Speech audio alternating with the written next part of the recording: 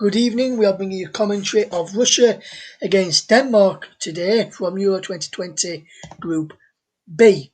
I'm your alternative host, Russ Vernon, alongside your alternative commentator, Matt Isles, and you are listening to the Commentary Hub. We're also live across our brand new YouTube channel. The Commentary Hub is now up and running, the official channel for the Commentary Hub. We're also across JB Sports as well, my YouTube channel, and of course Mike Orman's YouTube channel. Also on the Twitter feed via our Periscope friends at Commentary Live want to catch us on there, but also on our Twitch channel as well. Make sure you give us a follow on there to know and be notified when we are live with some commentaries. We are focusing our main coverage here on Russia against Denmark, which is a very interesting game. Denmark at bottom, but yet could still go through depending on other results this evening. Russia currently sit in pole position in second. Belgium are currently top and already qualified to the next stage. It just matters where they will finish. Finland also have a chance of qualifying as well. I'll be focusing on Finland against Belgium. But our main focus is on the other game, Russia against Denmark, and we'll go to our match commentator, Matt Isles. And Matt, you're looking forward to this one, and what is the team news ahead of kick-off in this game, my friend? Yes, good evening, everybody. Hello, Russ. And of course, Group B is so wide open, isn't it? Belgium on 6, Russia 3, Finland 3, Denmark on 0. But you think they're out of it, but they're not completely out of it because they've got every single chance of qualifying and progressing to the knockout stages as Finland and as Russia have tonight. In terms of the team news, Russia make one change to the side that played against Finland on Wednesday, and that sees Fyodor Kuryashov come in place of Dmitry Baranov, who drops to the bench. Baranov, of course, is on a yellow card, so maybe Stanislav Cherchesov, the Russia coach, has maybe thought if he gets a second yellow card, he'll potentially miss the first knockout game, of course, which is going to be so important for Russia, should they, of course, do the job tonight at the Telia Park and Stadium. For Denmark, despite losing against Belgium, they're unchanged ahead of this one. And, of course, just as these sides are about to kick off for us and everybody listening, I will go through the full starting lineups, including the 12 substitutes as well. Yes, very interesting lineups there, Matt. In my game, Finland have pretty much kept the same start of lineup. Only one change for them, with Sparev coming back in to the side. Ajuri also into the siders, and is still a front man of Teemu Pukki and Gianpaolo. As for Belgium, there is a first start for Eden Hazard and Kevin De Bruyne in the side. Also, Nacer Chadli starts for the first time, as does Brighton's Leandro Trossard today as well. So just real quickly run you through the starting lineups for those. For Finland is Regia in goal, a back five of Latala, Turvio, Ajuri, O'Shaughnessy and Urinen, Lod, Sparev and Kamara in midfield. Paulo and Teemu Pukki lead the line. As for Belgium, it's Thibaut Courtois in goal, Boyata, Denayer, Vermaelen at the back, Trossard, De Bruyne, Witsel and Chadli in midfield. Doku and Eden Hazard are on the flanks, with Romelu Lukaku leading the line, and 12 amongst the subs for each team as well. Felix Breich is the referee. He is from Germany in my game today, with Marco Fritz, also from Germany, the VAR man, with Davide Massa from Italy, the fourth official. On VAR, we've got two Germans, Christian Dankert and Christian Gilterman, along with Kevin Blom of the Netherlands. Mark Bosch and Stefan Lupp, or Felix Breich's assistance with the flags this evening over at St. Petersburg Stadium in Russia this evening. And we'll just quickly go back to the Parken Stadium in Copenhagen, where Russia are taking on Denmark, which is our featured match. And we'll just look at Denmark. And good news over there regarding Christian Eriksen that he is now left hospital mat and after the operation which he was forced to have. And how big a game is it for Denmark? Because they'll probably want to go out and get a positive result for Christian Eriksen, considering he cannot be involved this evening. Yeah, I think that's been their motivation, isn't it, to try and do it for him. I mean, obviously, it's been a very difficult tournament for them, more than anybody else. And I think everybody's got a real soft spot for them because of what they've been through. But every game now is just as important. They really electrified the crowd, really got them going early on against Belgium. It was just a shame they couldn't get the result. But tonight, with Eriksen okay and on the other side and, being all well and good and everything, it's a real chance for Denmark to really get the whole country that is behind them in a pretty much packed out Parken Stadium to just try and see them through against Russia. And more importantly, through to the knockout stages of the European Championships. Yes, the teams are just making their way out here at the Parken Stadium in Copenhagen, where Matt Iles is your commentator for Russia against Denmark. So it's time for me to hand over to your match commentator. That is Matt Iles. Thank you very much, Russ. Well, Group B is as hard to call as it gets for the remainder of the final group games. Belgium on 6 and through, but not guaranteed top spot. They can relax a little bit. Finland and Russia both on 3 with 1 win to their name from 2. Denmark have not got a point or 1 yet so far, but still find themselves in with a great chance of progressing as it gets decided tonight. And it just has that feeling of really going right to the wire and being a right nail biter for just under 2 hours. And before all the action gets underway, it is now time to duly hear the Russian and Danish national anthems.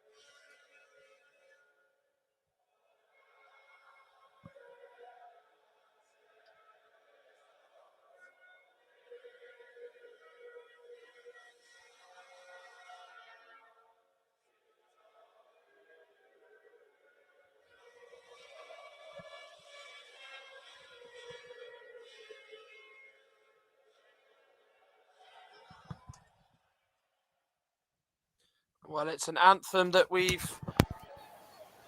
Of course, there were even tears the last time for some of those players that anthem was played at the Telia Parken Stadium. And of course, with Christian Eriksen finally paying a visit to his players at the training camp this week from hospital. Of course, it has just lifted the team and, of course, an entire nation, which you could say the majority of the countries have fallen in love with as a second nation. Russia have made one change to the side that beat Finland in St. Petersburg on Wednesday in their 1-0 win to give them a big advantage to go into the third match with. It's Matvey Sofanov in goal. It's a back three of Igor Diveyev, Georgy Zikia and Fyodor Kudryashov is the back three. Kudryashov replaces Dmitry Baranov, who drops to the bench. They've gone with a 4. Mario Fernandez is at right wing back. Magomed Ozdoyev, Roman Zobnin and Dalia Kujayev are the midfielders, with Fernandez and Kujayev as the wing backs. Miranchuk and Golovin are the 2 attacking midfielders, with Artem Zhuba leading the line. He is a real important player for this Russian side. The subs: Andrei Shunin, Yuri Dyupin, Andrei Semenyov, Vyacheslav Karavayev, Roman Yevgeniev, Denis Sherishev, Dmitry Baranov, Rifat Zhamaletdinov, Alexei Ionov, Maxim Mukin, Alexander Sabovlev and Anton Zabolotny. For Denmark, they're unchanged. Kasper Schmeichel in goal, back three, Christensen, Simon Kjær and Yannick Vestergaard. They've gone with the 4 and pretty much going with a 4-3-3 formation as they did last time as well. Vas, Højbjerg, Delaney and Myler, with Braithwaite, Poulsen and Damsgaard as the 3 up front. The subs: Lørsel, Rono, Anderson, Larsen, Jorgensen, Skov, Christian Nørgaard of Brentford, as is his club teammate Jensen, Andreas Skovolsen, Kasper Dolgaard, Jonas Vind and Andreas Cornelius. The referee is Clément Terpan, refereeing for the second time in these European Championships. He's supported by fellow countrymen from France in Nicolas Dano and Cyril Gringore. And Sandro Scherer is on fourth official duty from Switzerland, with Francois Letexier on VAR, should, of course, any big decisions need any final reviewing or to be told for the ref to check. So, of course, there are so many permutations to get your head around. The only side really comfortable is Belgium, as it is Russia who get us underway. There's a designated home side, even though they are playing as the away side, you could say, given they are playing at the Telia Parken Stadium. They're in all red, which means, of course, Denmark have got to play in their changed all-white strip. And, of course, a nation that has really captured the hearts of every other competing in the European Championships. It's only really fitting, really, that you hope Denmark can not just potentially get third and wait to find out if they get through, but, of course, hope that they can get second place and be guaranteed a spot in the knockout stages, which they can do tonight, should, of course, Finland slip up. And, of course, they managed to win their game. But first and foremost, they have to win tonight. And, of course, Russ Vernon will be giving you updates throughout the game at Finland between Belgium in St. Petersburg. It's Denmark who've got the ball here with Simon Kjær, a man who's really emerged as a hero for his actions when Christian Eriksen was suffering with that cardiac arrest just 9 days ago. But Christensen on that right-hand side was crowded out well by the Russian attacking midfielders, and Russia have got to throw down the left-hand side with Fyodor Kudryashov to take. Man who played at the 2018 World Cup for his country. Chasing it down is the number 17, Alexander Golovin. Real talent with Monaco in France. Is Yannick Vestergaard of Southampton. Been put under pressure by the number 15, Alexei Miranchuk, whose goal clinched the win against Finland. And down the left-hand side of Denmark's defensive half, it's bounced off Miranchuk and out for a Denmark throw. Myler throws it to Højbjerg, who actually missed a penalty in the first game, but got the assist for Yusuf Poulsen's goal against Belgium. So he's had a pretty mixed bag playing at the Telia Parken as the Tottenham midfielder. Here is now Georgy Zikia of Spartak Moscow. Tries to give it to Fernandez, but it was a poor pass. And it's got out of play for a throw. Fernandez, of course, was struggling with a awkward landing going into this game after he sustained it against Finland. But, of course, he is okay to start the Brazilian-born right-back, a man who was a real important player for Stanislav Cherchesov's side. Searching ball out to the right by Kjær, looking to try and get the ball to Daniel Vass, who's got to be careful as he's on one yellow card. Another one would rule him out of the round of 16 should Denmark get there. There is a Denmark player on the ground as the referee Clement Terpan has had to stop the game. It's in the middle of the pitch inside Denmark's half there. I think it might have just been a slight foul by Artem Zhuber on Simon Kjær. Well, it was actually a sliding challenge by Vass, and as a result of it, he actually was the one who just sort of hit the toe of his captain Simon Kjær, and then Zhuber tried to jump over him but caught him. We are 3 minutes into this one. It is Russia 0, Denmark 0. And how's the early stages at the Krestovsky Stadium faring as Finland are taking on Belgium, Russ?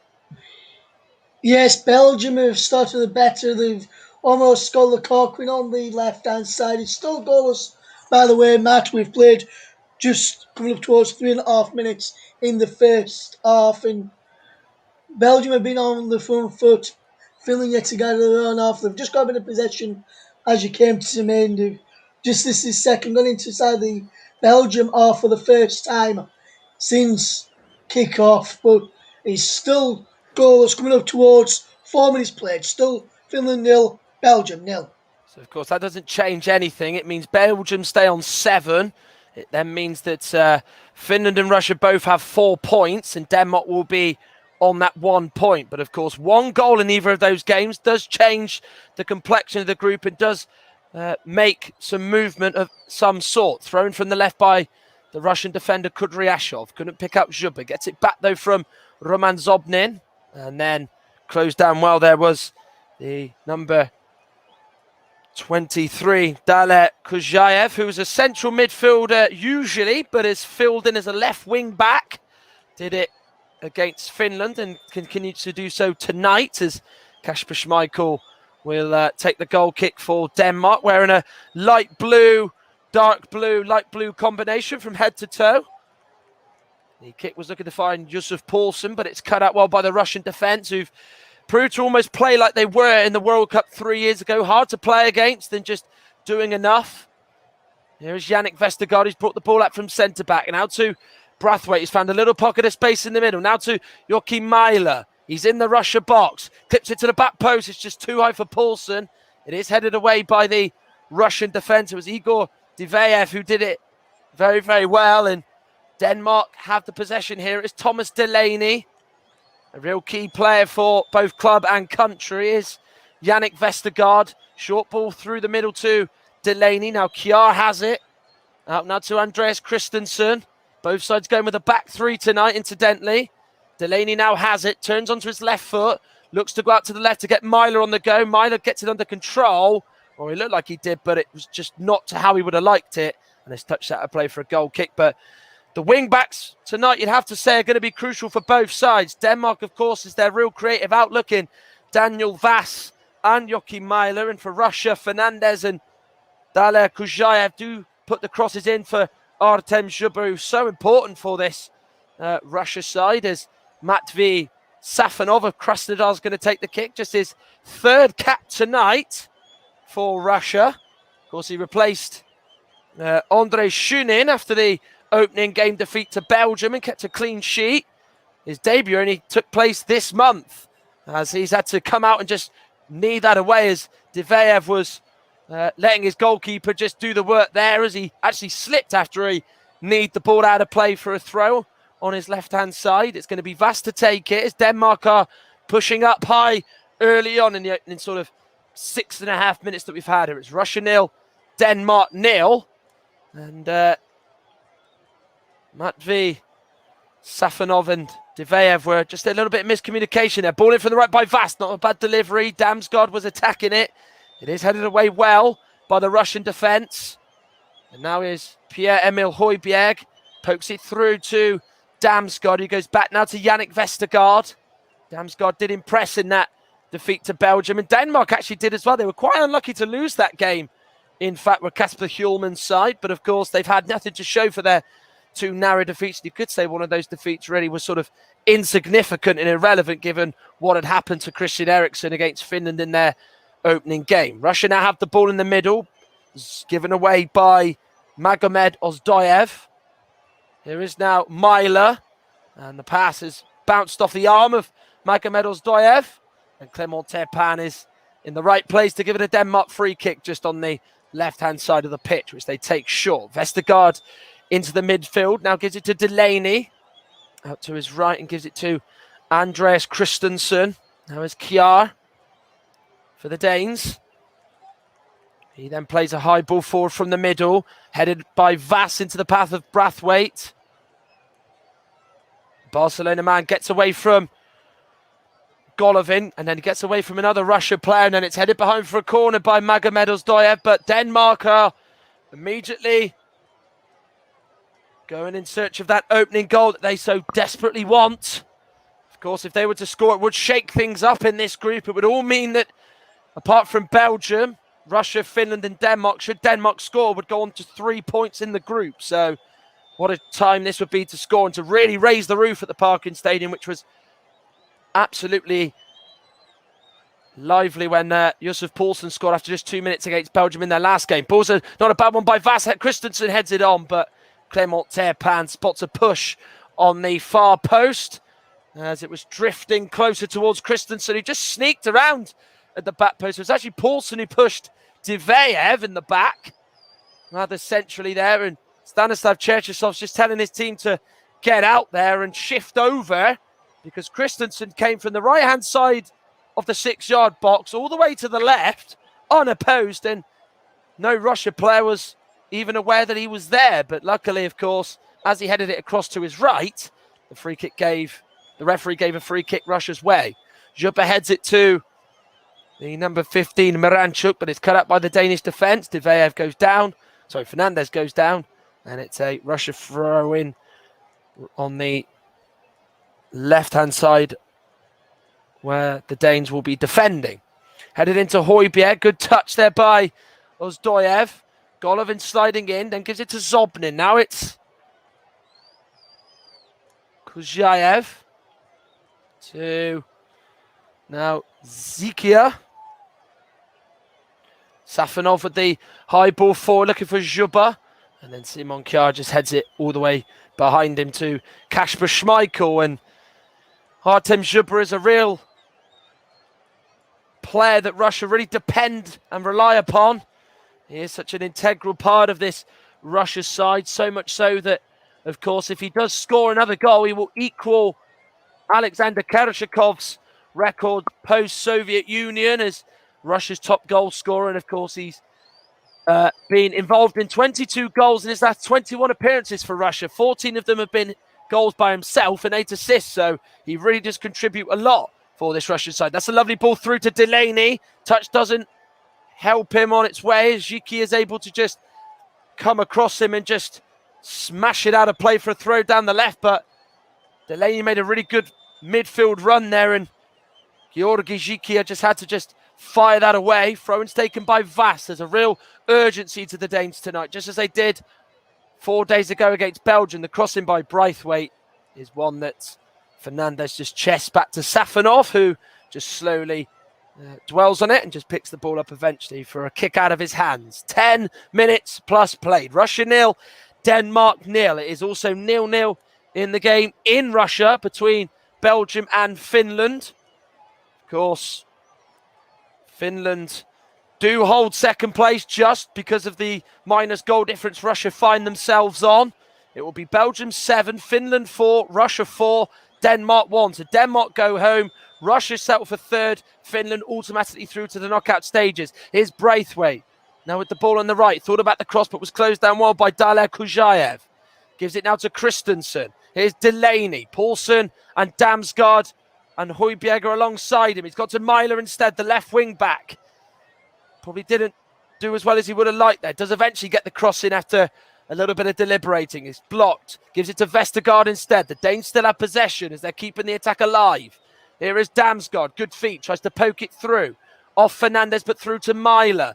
Damsgaard again down the left-hand side. That's good defending by Ozdoyev. Myler tries to get around Fernandez. That's a well-timed sliding challenge by Fernandez. And then Vestergaard gives it straight to Roman Zobnin. And then Zhuba is fouled by Yannick Vestergaard And that is a free kick and an easy decision for the referee, Clément Turpin, to make. He just cuts across him on his back foot, doesn't he? Just catches his foot, just brushes alongside his back. It's a clear free kick for Russia. And of course, we did see the climax to Group C earlier on. The Netherlands finished with a 100% record in the group stages after they beat North Macedonia 3-0, and Austria, for the first time in their European Championship history, qualified for the knockout stages, as Ukraine have a nervous wait to see if they've gone through. Restarts with the kick by the Russians. Zhuba was the target, but the free kick has been given against the number 23, Daler Kujayev, as he just, Roman Zobnin, as he just goes into Pierre-Emile Højbjerg. He actually does touch the ball as Højbjerg tries to clear it, but maybe the follow-through does catch Højbjerg. He was just hobbling away there in the middle of the pitch, around about 20 yards out away from his goal. But Denmark take this free kick short. Simon Kjær. Højbjerg back to Kjær. Russia playing high, as they do know that Denmark do like to play out from the back. They are quite a neat, intricate side, very different to what they were under their previous coach, Age Hareide, in the 2018 World Cup. Poulsen's touch goes straight to a Russian player in the middle of the pitch, and then the clearance is out of play, which Simon Kjær lets run out of play for a throw. As it's about time to head back over to the Krestovsky Stadium, see what's going on between Belgium and Finland. Russ, any sign of a goal from any of the two sides involved? No, at the moment, Mab. Both teams just knocking the ball around very, very calmly and collectively. Well, no shots on target from either side just yet. Finland got the ball into Teemu Pukki a few moments ago, but he couldn't get his strike on goal, and after failing to beat his man, and then De Bruyne just put a cross into the box a minute ago, but he couldn't find anyone. Lukas Radecki in goal claimed the shot. Is still 0-0 between Finland and Belgium, coming up towards 15 minutes played. Absolutely there. Quarter of an hour gone in that game. Quarter of an hour gone here. Denmark on that right-hand side, defended well by the Russians in Daler Kujayev, the left wing back. Then Ozdoyev gets the short pass from Kudryashov and then just hooks it forward for Zhuba. But it has gone Denmark's way, as the referee's given a free kick, as Zhuba just left an arm in on Andreas Christensen, so much so that it left him trailing and stumbling. But it is a free kick that has been given by Clément Turpin, as the man who was taking the throw, Daniel Vaz, didn't realise that a free kick had originally been given. Because there are so many permutations that do affect each side of the group. It could actually come down to these permutations as who has the highest ranking going into the final sort of standings in this group. Should Denmark win, of course, and they beat Russia by a 1-goal margin, then, of course, it would still not be enough because they have a goal difference of -2. And, of course, it's just enough and a lot for you to get your head around. 16 minutes gone. Russia 0, Denmark 0 at the Telia Parken Stadium in Copenhagen. Denmark, their home team, you could say, almost playing as the away side in their away strip of all white. Russia delegated as the hosts and are in their home strip of all red. Here's Yannick Vestergaard to Simon Kjær. And Finland and Russia are two sides very well known in the past to be quite defensive, given that was the secret of their success, particularly Finland in reaching the European Championships. It might just have that same feel tonight, as Diveev clears the ball forward from Joachim Mæhle. And then that clearance has gone all the way through back to Kasper Schmeichel, as Russia very happy to just try and hold this to as long as they've got, you feel. Just sort of elaborating on what I was saying earlier on. This is a game I listened to on the Commentary Hub, the home of alternative commentary. We're up and running on YouTube. Our official channel, the Commentary Hub, is alive and kicking. And here could be the Russians here with this attack. Really good run by Golovin. Just cuts through the middle of the Danish defence, and he shoots, but it's straight at Schmeichel. And Alexander Golovin probably couldn't believe he had that much time to shoot, and then Fernandez takes it on the chest, has to run onto it, and then half volleys it well over the stand behind Schmeichel's goal. But once Golovin was away from Simon Kjær, he then took it and then went beyond another Danish player. He went beyond Højbjerg, but he hits it against Kasper Schmeichel, who actually kicks it against his other foot. And luckily, he goes back forward into play, and he keeps the score at 0-0. But that's the best chance either side has had in this game. Yeah, it just comes to Alexander Golovin. He just runs through the midfield for Denmark. We're completely cut open, as with their defence through the middle. And Golovin there's got to do better for me. I think he just sort of rushes it.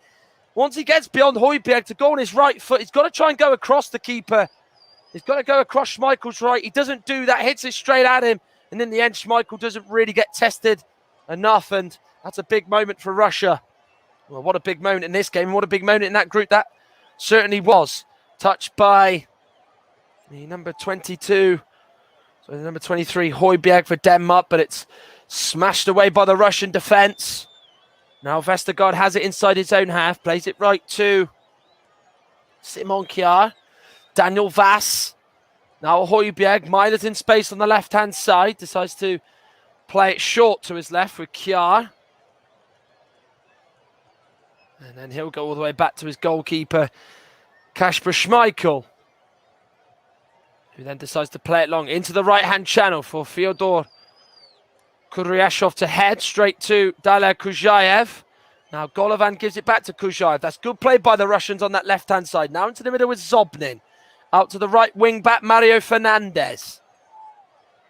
Now he gives it to Alexei Miranchuk. Chips it down the middle to Zhuba. Turns and shoots. It's a rather stray effort by Artem Zhuba. And he's hit it well wide and out of play for a goal kick. Well, they'll look to give it to him at any possible opportunity. There's a nice little clip ball into Artem Zhuba. He tries to turn. Kjær was really tight to him. I think he would have been given that instruction. Don't allow Zhuba to shoot or bring any of the two inside forwards of Miranchuk and Golovin into play. And he turned, and it was a real poor swing at it by their Russian skipper. Zobnin goes down as the challenge from Damsgaard. Referee says no. No advantage was actually played. Fernandez's ball to the middle is took under control well by the Danish defender Christensen, who now have possession with Pierre-Emil Højbjerg. One goal for Denmark would really raise the roof at the Telia Parken. And with 20 minutes gone, Russia have done well to just not allow Denmark to have the same sort of start that they had on Thursday evening against Belgium, in which they were eventually pegged back. This is good play, though, by Russia. And it's with the number 15, Miranchuk. And then it comes to Zhuba on the edge of the box. And the shot takes a deflection. And it's gone out for a corner kick. Was that midfield again? Højbjerg just loses out. And it's a really good ball by Miranchuk. He just tries to go to the right with Zobnin, who he tried to find. And he did that. And he just tries to play it through. It just bounces off a Denmark player and goes out of play for a corner kick. So the first corner of the game for Russia, which Alexei Miranchuk is going to take off Atalanta. Has a twin in Anton Miranchuk, who wasn't actually selected for these championships. Zhuba will certainly be the target. Diveyev is up from the back. There's 5 Russia players I can see in there that they could aim for. It goes to the back post for Zhuba. Kjær goes down. And Denmark have got a free kick as the foul was made by Georgi Zhikia, who just gave a little push on Simon Kjær before the ball was whipped in. And now Denmark have possession and bring it out from the back. Is Joachim Mæhle to Delaney. Now Vestergaard. So far so good from a Finland and Russia point of view. Belgium, of course, already through in Group B. Of course, what they're looking to secure tonight is top spot, which they are doing exactly that with a positive result. Should they lose, and of course Finland do score quite a few goals, then they would go through themselves. Here is Mæhle. Gives it to Thomas Delaney. He tried to just give it and then get it back, did Joachim Mæhle, and then he fouls Mario Fernandez with that little shove in the back inside his own area. Fernandez, who was just putting his body in front of Joachim Mæhle, and then just got that little shoving arm in the back, and it was quite clever play from Fernandez, just enticed his man into the foul. Of course, we've got more action tomorrow. 2 games on tomorrow. Scotland against Croatia. But of course, England are on as well. Czech Republic is their final group game as England look to reach and look to reach the knockout stages and get top spot in Group D. And of course, we will be certainly keeping a close eye on what happens with Scotland-Croatia. We're on air for that one, on Hot Mic as well, as we continue our coverage of that for England matches. And of course, all on our social platforms as well, as Zobnin went in with the slide. It was Ozdoyev, with the slide-in challenge, as it found Alexander Golovin. But the flag was raised because Golovin was in an offside position. Maybe you're listening to this on the Commentary Hub, the home of alternative commentary. Russia 0, Denmark 0. Is it the same at the Krestovsky Stadium between Finland and Belgium, Russ? It is, my yes, and a few moments ago, the goal itself, I thought he had a goal when his strike from the edge of the area took a deflection, which was saved by Radzki in the goal after De Bruyne. But moments before, Kevin De Bruyne delivered the ball in. It came off of the number 2 for Finland, Aruji, and he almost beat Areski, but for his header to clear the goal in possession now with Chadley on this left-hand side. Feeds it to Eden Hazard to the Coco chest out for Chadley, but Finland managed to clear. We played 24 minutes in this first half, so Finland 0, Belgium 0. As it is at the Telia Parken Stadium in a sea of red, but that's Danish red, of course. That's a really good challenge, though, by Daler Kujayev. Really vital interception there, but Denmark win it back. Good defensive play by Simon Kjær. Had his spidey senses on there to try and win that back, didn't he? As Yusuf Poulsen can't get away from Magomed Ozdoyev, who does that so well for Stanislav Cherchesov's side. And he gets a high five from Fyodor Kudryashov and wins a free kick down that left-hand side as Poulsen just clipped his ankle. I think Ozdoyev knew exactly what he was doing in terms of just trying to win the free kick, and any sort of slight contact, he was going to go down. And the linesman on that right-hand side, the French linesman, Cyril Gungore, was very quick to make the decision. Restart is back in play. Kick towards Artem Zhuba, who goes down. No fouls. Christensen out jumps in, but Russia have possession here as Golovin is fouled just inside the Danish centre of midfield, as Delaney is the man who's penalised for the foul.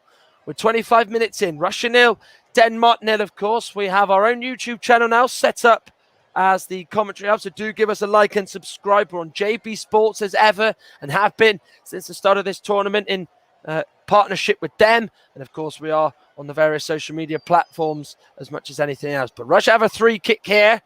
How they would love to score a goal to silence the Copenhagen crowd, the largely Danish crowd as well, around about 23,000 inside this stadium, even maybe just slightly more. Clement Turpin wanting just a few words.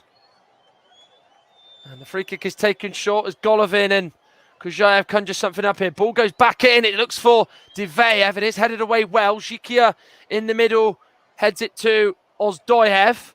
And then Myler tries to clear it down the line, but Ozdoyev just puts a foot in and stops him from sending it away. And just keeps Denmark inside their own half. And now does Magomed Ozdoyev, who was actually the first Caucasian Muslim to play for the Russian national team in a major tournament. The man who, of course, plays his club football for Zenit St. Petersburg, Russia's premier club.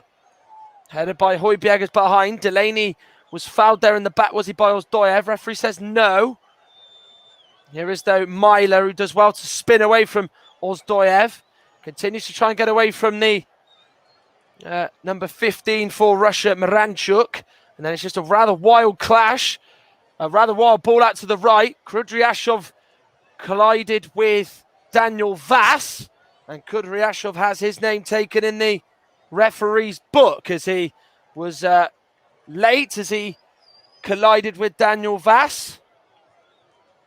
Well, he got up for the header. He certainly meant well with his intentions, but he did just send Vas in a heap on the floor as he just sort of went into his side with his elbow. He was just a rather few seconds too late. There was Fyodor Kudryashov.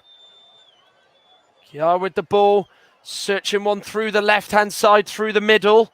Well defended, though, by Daler Kujayev. Here is now Højbjerg, just about keeps that in. It did look like a little bit of the ball was out of play. Good feet by Damsgaard, can't get away from Kujayev or Kudryashov for that fact inside the Russia box. Zhuba down again, but then there is Vestergaard to knock it back to Kasper Schmeichel, as Denmark so far have been frustrated by Stanislav Cherchesov's side. Many sides certainly felt that with Russia in the World Cup. Spain certainly did in that round of 16 game at the Luzhniki. In 2018, of course, Croatia were frustrated by them for periods in that thrilling match, which of course saw Croatia prevail and win on penalties to deny Russia a World Cup semi-final in their own country. Certainly does show that home advantage did count. Not the best low pass by Schmeichel, looking for Delaney. Cutting it out was Roman Zobnin, but then Delaney wins it well off Zobnin. Just within a few seconds as Zobnin winning it from Schmeichel. Here's Højbjerg, he's going to line a shot up! And that is a really good rasping drive by Pierre-Emil Højbjerg. He was central when he took aim. Round about sort of 25 yards out. He caught a hold of it really well, and it's just flashed beyond Matvey Safonov's goal. And he was diving to his right, the Krasnodar keeper. But that's as close as Kasper Hjulmand's Denmark has come in this game. Yeah, got the crowd off on their feet. You can see some of the reactions. The manager thought it was in. It's a really good attempt by Højbjerg. They haven't forced Safonov into any sort of save of any note so far, or even tried to test him. But that was certainly a tester there, and maybe a flavour of what's to come. As it stands in Group B, Belgium top on 7 and will go through. It stands as Finland in second on 4 due to a superior goal difference. Russia have the same points, but have, of course, a -2 goal difference as it stands, and Denmark will go home on just 1 point. Schmeichel then plays the ball out to the right, picks out Vas lovely inside his own half. Here is now Pierre-Emil Højbjerg. Forward ball looking for Braithwaite, who's trying to just go through the middle and get him behind, the Russian defender, Igor Diveyev, but it's all the way through to Matvey Safonov. Half an hour gone in this one. Ball forward by Damsgaard, looks for Yusuf Poulsen, who's so far been a shadow and has been kept quiet by the Russian defence as they've marshalled him out well. Delaney now to Kiar. Simon Kier, I should say. Here is the Danish captain. Plays it out to the right. That low ball to Vas. Still probably a little bit too deep for the Danish fans' liking. They need to probably get it a little bit higher up the pitch, as Mailer's in a lot of space down the left, with the Russian player sort of just in the middle and just sort of shifting toward the right. If Simon Kier can look out to the left, he would have found Mailer, but instead went to Schmeichel, who gets it back from Andreas Christensen, as they're almost playing with a 2, and then Christensen's almost acting as a number 4 in the midfield, you could say, as Mario Fernandes is fouled, as he was just bundled over there by Mikael Damsgaard, who tried to get beyond him and just get a touch to it, but Fernandes got his body up and wins a free kick. Kasper Hjulmand was not too happy about that decision. And of course, in this group, the runners-up will play Wales in Amsterdam on Saturday. And of course, depending on where the other sides finish, whoever gets third, so as it stands, Russia potentially could be facing the winner of either Group F, which is the group of death with Germany, Portugal, and France in Bucharest, or the winner in Glasgow of Group E, which is, of course, Spain, Sweden, Poland, Slovakia's group, which, of course, will be decided on Wednesday evening. Delaney's ball to Mailer is cut out well by Fernandes. There was a late foul by Delaney. He was nowhere near getting to it as he fouls the number 15, Alexei Miranchuk. And it's a Russia free kick inside their own half. Final sort of 15 plus minutes of this game of the first half remaining. Russia 0, Denmark 0 at the Telia Parken Stadium in Copenhagen. Of course, it has been the scene of the most traumatic experience of Christian Eriksen collapsing. Here's the ball in from the left by Golovin. Good header away by Simon Kjær. And it is a Russia throw.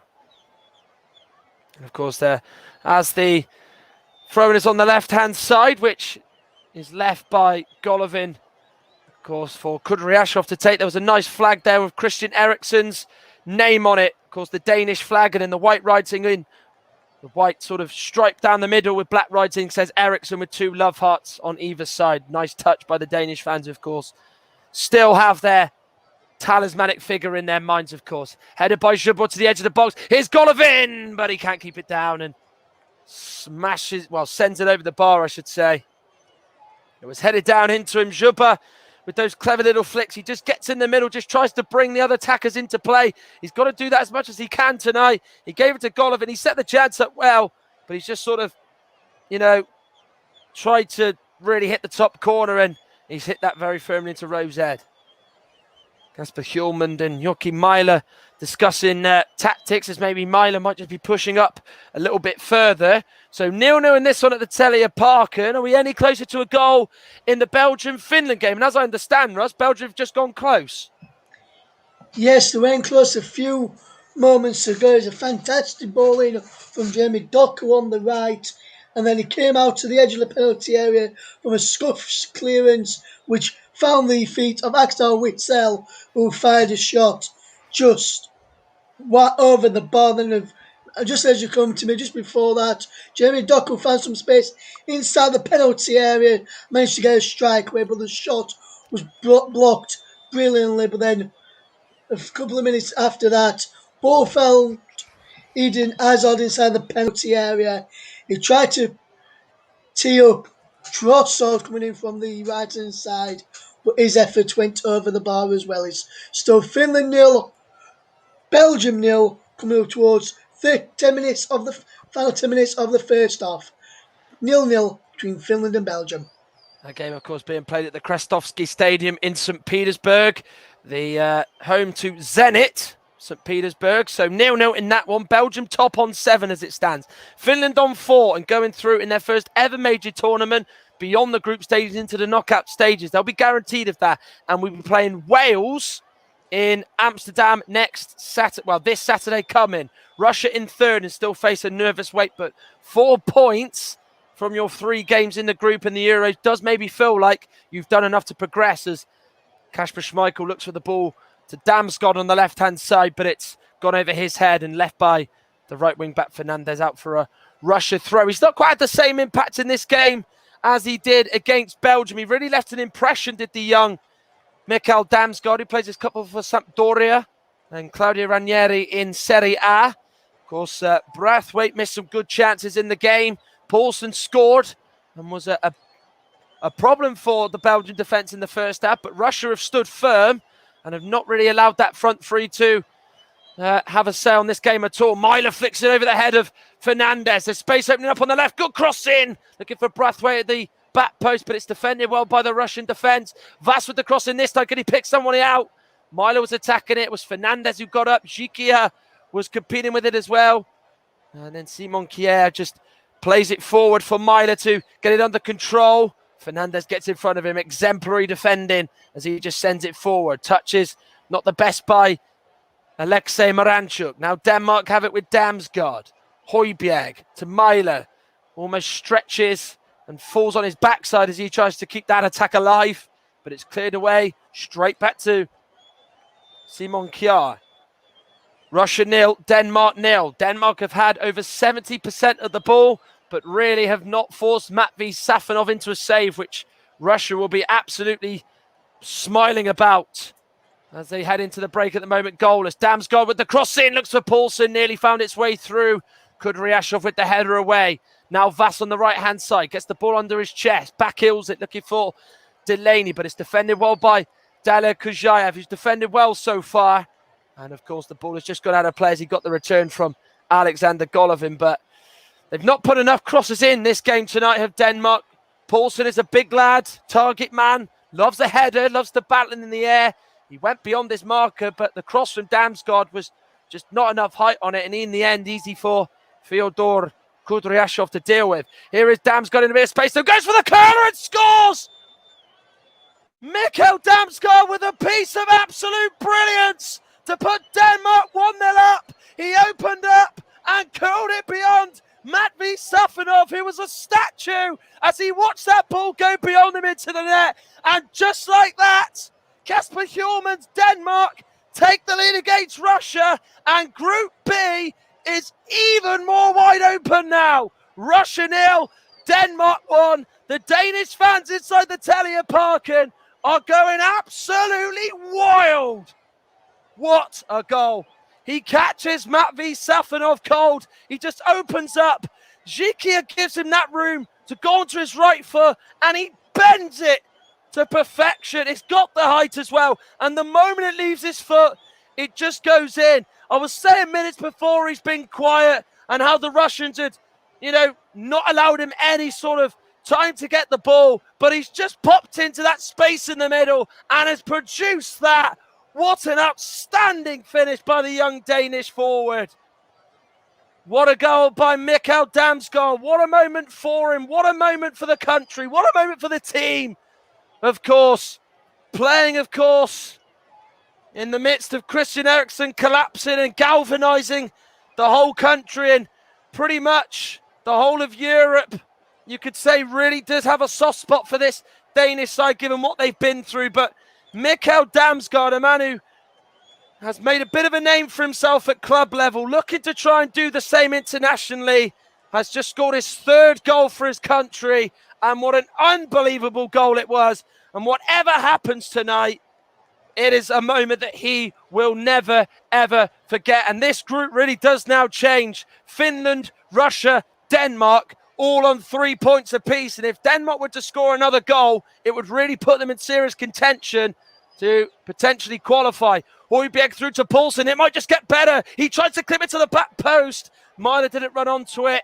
And the ball has just gone back to him on the left-hand side of the box. He crosses in. Kudryashov heads it behind for a corner. It's a big 6 minutes coming up for Russia as they find themselves a goal down. I'll go to Russ Vernon just after this corner with, of course, as I understand, a chance happening for Roberto Martinez's Belgium side. But Denmark have got a corner from the right-hand side. The crowd have woken up. They're roaring their team on.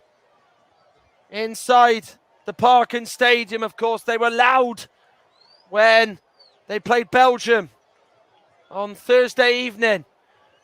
They were 1-0 up in the first half and ultimately lost 2-1. Let's hope lightning doesn't strike here. Vass with the corner, looks to the penalty spot. Vestergaard gets up, flicks it on. He looks for Delaney and he just couldn't direct it goalwards and he's just missed it. As Thomas Delaney. Vestergaard was on the penalty spot. Diveev and Zhikia were there to just try and not allow him to head it across. Vestergaard leaps above the pair of them, gives it to Delaney and he just can't flick it on. And really, he knows he should have got something towards Matvey Safonov's goal. And as it stands, Denmark have overtaken Russia into third place to give them some sort of hope of progressing out of Euro 2020. I'll go to Russ Vernon now, as I understand Belgium are getting ever closer to opening the scoring against Finland. Yes, they are, Martin. And they've almost just done the score as you come to me again. Turku with another fantastic chance to be saved by Rudetsky there, but moments before, Rudetsky kept out Lukaku, blasted headed towards goal, and it was another fantastic save by the goalkeeper then, and then Lukaku headed over the bar as well. Belgium getting ever closer, and Roberto Martinez's side is still 0-0. Belgium just have a corner kick, and they've fetched up Denayer from the back. They've also fetched up Boyata, in towards Boyata, comes out of Witsel, and Finland managed to clear the lines. 42 minutes on the clock. It is Finland 0, Belgium 0. Well, the reaction from Kasper Hjulmand was something special. He knew it was an absolutely extraordinary effort by Mikael Damsgaard. There's a little break in play due to a Denmark player going down. Pierre-Emil Højbjerg just goes off for extra attention from the medical staff. But the Danish fans are jumping. But as it stands, it's not enough to get them into second place. Finland, with their holding of Belgium, the world's best side going into these Euros, and them keeping it at 0-0, it means they are, as it stands, going through in second place with 4 points. Denmark up to third on 3 points due to the fact they've got a better goal difference than Russia. And then it would mean Stanislav Cherchesov's World Cup quarter-finalists of 2018 will be heading home early from the tournament as the last place side in Group B. So Finland take on Wales as it stands in Amsterdam on Saturday, and Denmark face a nervous way. And of course, we'll have to find out Wednesday evening if they have took their place as one of the 16 sides in the knockout stages for the European Championships. Only 4 of the 6 sides who finished third can go through. And as we've seen already, Switzerland have got 4 points. Ukraine have got 3. We know 2 of the third place sides who will be the third one tonight. And as it stands, it is Denmark, as I mentioned. 90 seconds of the first half to go. Russia 0, Denmark 1. Mikael Damsgaard's goal is the difference at the moment between the two. In a game where Russia were defending well, not allowing Denmark to create any sort of chances on Matvei Safonov's goal. Mikael Damsgaard, as I say, produced an absolutely superb bit of quality to open up from about 18 yards out and just bend it beyond Matvei Safonov, who just saw that ball go beyond him. And for the goalkeeper, it almost looked like a Matrix moment, didn't it? Just go beyond him into the net and just stop in almost slow motion. Ball is into Damsgaard. He's certainly going to be feeling 10 feet tall after a goal like that. Golovin to Diveyev. Now here's Zhikia. Diveyev again. Ball is a real heavy one into looking for Golovin, but it's cut out by the Danish defence in Christensen. Kudryashov's got time on the left-hand touchline to play it forward to Roman Zobnin. He then clips it forward, looking for Golovin. Christensen's there to step in. Then Vas gives it to Damsgaard. Now Martin Braithwaite gets past Kudryashov, who goes down, looks for the low cross. It's gone off a Russia player. Damsgaard still has it, crosses to the back post, but it's high and onto the roof of the net. But the Danish fans, clappers, they like the signs that Denmark are getting closer to a second goal. Yeah, it comes to Damsgaard. He just tries to clip it to the back post. Safonov, of course, just sees it over, of course. He's got to understand that it could easily just go the other way and just go on the inside of the crossbar and go in, but luckily for him, it was off the roof of the net. 1 minute of stoppage time in this one at the Telia Parken. Russia 0, Denmark 1. It's a big 45 minutes ahead for all Finland, Denmark and Russia to come in Group B. If a second goal goes in, it really does throw Denmark's chances really in a good position. Here is now Magomed Ozdoyev. He then crosses in, looking to the left. It's away by Vas. Easily able to head it away, but he can only head it straight to Zobnin into the middle. Here's Golovin now, who's gone out to the left, taking on Yusuf Paulson, who's almost acting as a defensive midfielder, just trying to hold this 1-0 lead into half-time. Russia in possession as we have now ended the first half in Copenhagen. Well, Denmark are doing what they need to do, which is to win the game. They have gone from bottom of the group into third place as it stands. And of course, with Finland drawing, it means that Markku Kanerva's side currently holds second place with them drawn with Belgium. But Denmark, who of course knew that they had to win to stand any chance of progressing and having any sort of hope of the knockout stages, lead against Russia at the Telia Parken by 1-0. And what a goal it was to get them in front from Mikael Damsgaard.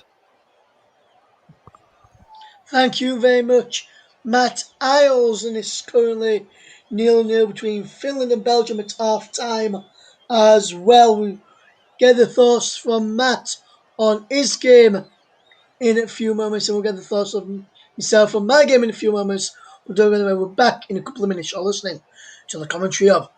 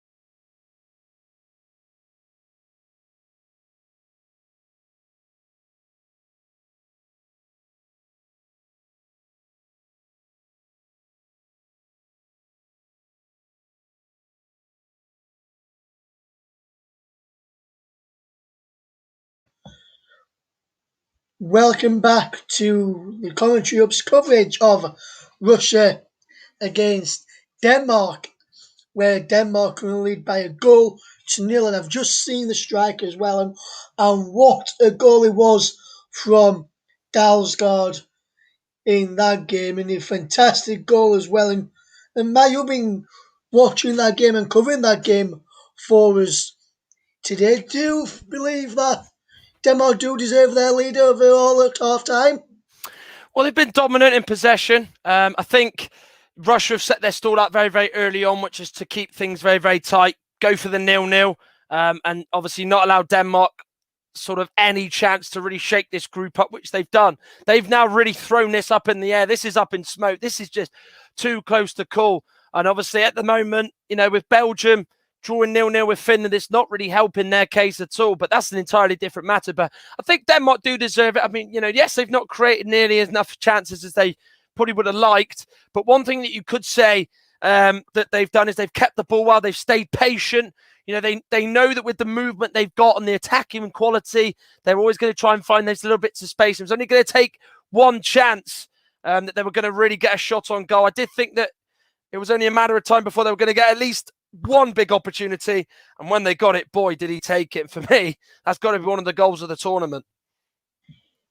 Yes, and it was a fantastic goal as well. And he's up there for one of the goals of the tournament. I'm trying to think of better ones to top it, and I've seen a few in the tournament so far, so it'll be interesting to see how that concludes whether that wins goal of the tournament or whether better goals than that from Dalsgaard will be scored in the later stages. And at half time, who would you say is would be the happier of the two managers? Would it be Stanislav Chesov or Kasper Hjulmand? Well, it'd certainly be Kasper Hjulmand. I think, obviously, he knows that his side needed to put a good performance out there in terms of, the result being in the right way. And I think, that is what's going well for them. Obviously, they can do all they can. If they win the game, then they've got thirds. They've got some sort of hope of progressing. Of course, they'll hope that Belgium can do them a little bit of a favour and obviously maybe ship a few goals and beat Finland, but it's not quite working out like that. But they've got to, first and foremost, think about themselves. But of course, he'll be delighted with that first half performance. They've got a little bit more to give, but they're in front, heading for their first 3 points, which they do probably deserve. They've been unlucky in this tournament so far, given everything that's happened with the whole Eriksson situation, which has kind of just thrown the whole tournament for Denmark, their preparations and how they kind of go into games sort of up in the air a little bit. But they're really digging it out. And I think, that there is still more to come from this Denmark side who, as we know, are very, very lively and have got some real good technical flair players. And just on the goal, actually, Russ, I think, the one thing for people at home who haven't seen it yet, the one thing about it, how he just gets the ball into him in the middle, he just opens up, he gets it out of his feet and then bends it like that. That is absolutely unbelievable. And, if you don't believe my words that it's an unbelievable goal, if you've got the time at halftime to go and watch it, please do, because you'll realise why I'm really hyping the goal up. It was absolutely extraordinary. It was indeed, and I just want to put out there as well, because I've seen it at half time as well. Matt is absolutely spot on. It's absolutely an extraordinary finish from Dalsgaard, and it was a fantastic goal and up there for one of goals of the tournament. If we just look at the two benches now, Matt, if you were to look at Russia first of all, what would you reckon Russia need to do in this second half? Do you reckon they may need to go to the bench to try and get something out of this? Or do you reckon what they've got out on the field have shown enough to try and get back into this game so far? Well, the approach from Russia, as I said earlier on, Russ, has been very defensive. It's been very much just trying to go to Copenhagen and get a 0-0 and just see the job through. Of course, I think there is that expectation amongst Russia and Denmark that Belgium will beat Finland. So it's basically down to them two to see who potentially gets second place. Of course, Russia did start the day in a better position to get second place because of Denmark being behind, but it's not quite working out like that. So I think they do need to try and change their approach. If it does stay at 1-0 with around about sort of 20, 25 minutes of the game to go, that's when you start to maybe try and change your tactics, try and change approach. But I'll be amazed if, Stanislav Cherchesov does keep it the whole way through this system, this philosophy, because I think, at times it's not really been there. And I think obviously they need the equalising goal to really guarantee any sort of chance of progressing to the knockout stages, because as it stands, as you know, and the people at home know, Russia are heading out at the moment due to the fact that they've got a less superior goal difference. Yes, they are, Matt. And if I just go back to my game, which I'm covering and updates on throughout the second half on Finland against Belgium. Belgium have had the better of the chances. The first real chance of no came in the 38th minute when Lukas Radetsky made a fantastic stop by Romelu Lukaku, who glanced and had a from close range towards the net. It looked like he was going in. And then Jeremy Doku, just before half time, latched on to a lovely pass inside the penalty area, but towards the right hand side of the area as well. But the effort was smothered by the goalkeeper as well, but Radetsky as well. But Finland have had chances, Matt, as I mentioned, during the updates in the first half. They've gone close a few times themselves. It's not all Belgium, but the main two big chances have come from Belgium. And when I come to you, mention it were mainly Belgium chances who had the chances. And the ball going towards Teemu Pukki, but he couldn't get a shot off because he was crowded out inside the opening 12 minutes. But I think in this game, I think Roberto Martinez will be the happier of the two, because as things stand, as you know, Matt, and the people at home know, Belgium are going through as group winners with 7 points. And the Finland boss as well, in which is Maruk Kanareva, will also be happy because his Finland side, as it stands at the moment, will gain a positive result against Belgium. They are going into the knockout stages in second spot, so they'll be automatically through into second spot, and be interesting to see how that goes for them going forward.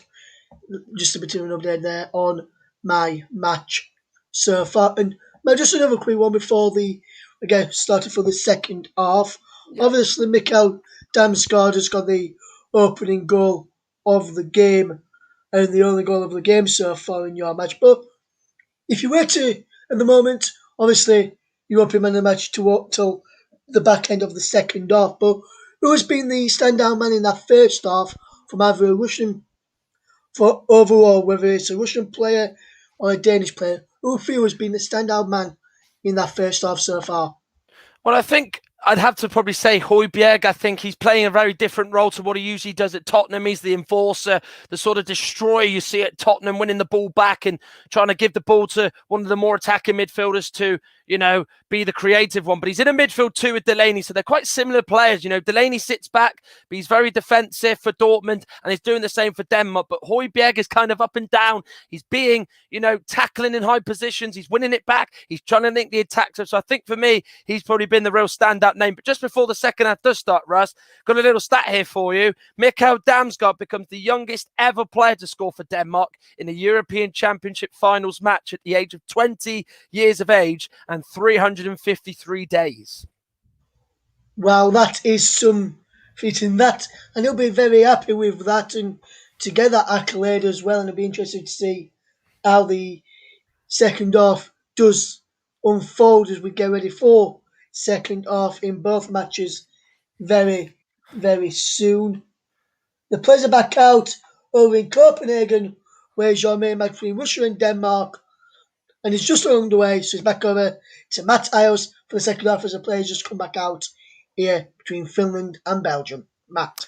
Thank you very much, Russ. Well, as it stands, Russia heading home early from Group B. Denmark looking nervously to wait to see if they've done enough to go through, whilst Finland will be celebrating with Belgium in progressing from the Group B as 1 and 2 in the group, with Belgium being top with 7 points. And immediately 30 seconds into the second half, Joachim Mæhle has gone down for Denmark as he was caught by a Russian foot in there, just in the middle of the pitch. So the referee Clément Turpin from France has just stopped the game. So Joachim Mæhle can receive some treatment. I'll go through the two sides quickly. No changes at the break as Mæhle was just caught with Fernandes there. He actually does foul Fernandes, but then it's just a little sort of foot or something that leads to Mæhle going down. Whether or not Fernandes just left something on him is something to think about. But anyway, the Russian side lined up like this. Matvey Safonov in goal. Back three, Igor Diveyev,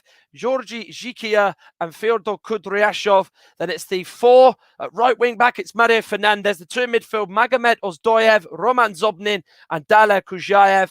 And then it's the 2 attacking wingers or inside forwards of Alexei Miranchuk, Alexander Golovin, and then up front on his own is Artem Zhuba, the skipper. The subs, Shunin, Tyupin, Semenyov, Karavayev, Yevgeniev, Cheryshev, Barinov, Zemalyetdinov, Ionov, Mukhin, Sobolev, and Zabolotny, as Russia have got a free kick here. I'll go for the Danish side just after this free kick is taken, as they're going down to 10 men, as Mæhle has just wandered off the pitch on the right-hand side just for now. The ball goes in. It's defended well by Højbjerg, headed away now. Kudryashov to Golovin, who's scrambling to keep that in. It did look like maybe it got out first, but Vas with the sliding challenge. That means it's a Russia throw on the left.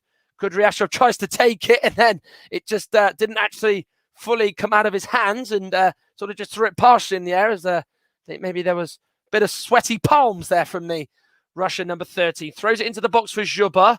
He flicks it, but doesn't know where the second ball in the air is. Headed away by a Danish head. And it's gone to Diveyev via Ozdoyev. So Denmark line up that list with Safonov in possession, who sends it long. Schmeichel, Christensen, Simon Kjær and Vestergaard, the back three. Then it's the 4 of Vas, Højbjerg, Delaney, Mæhle.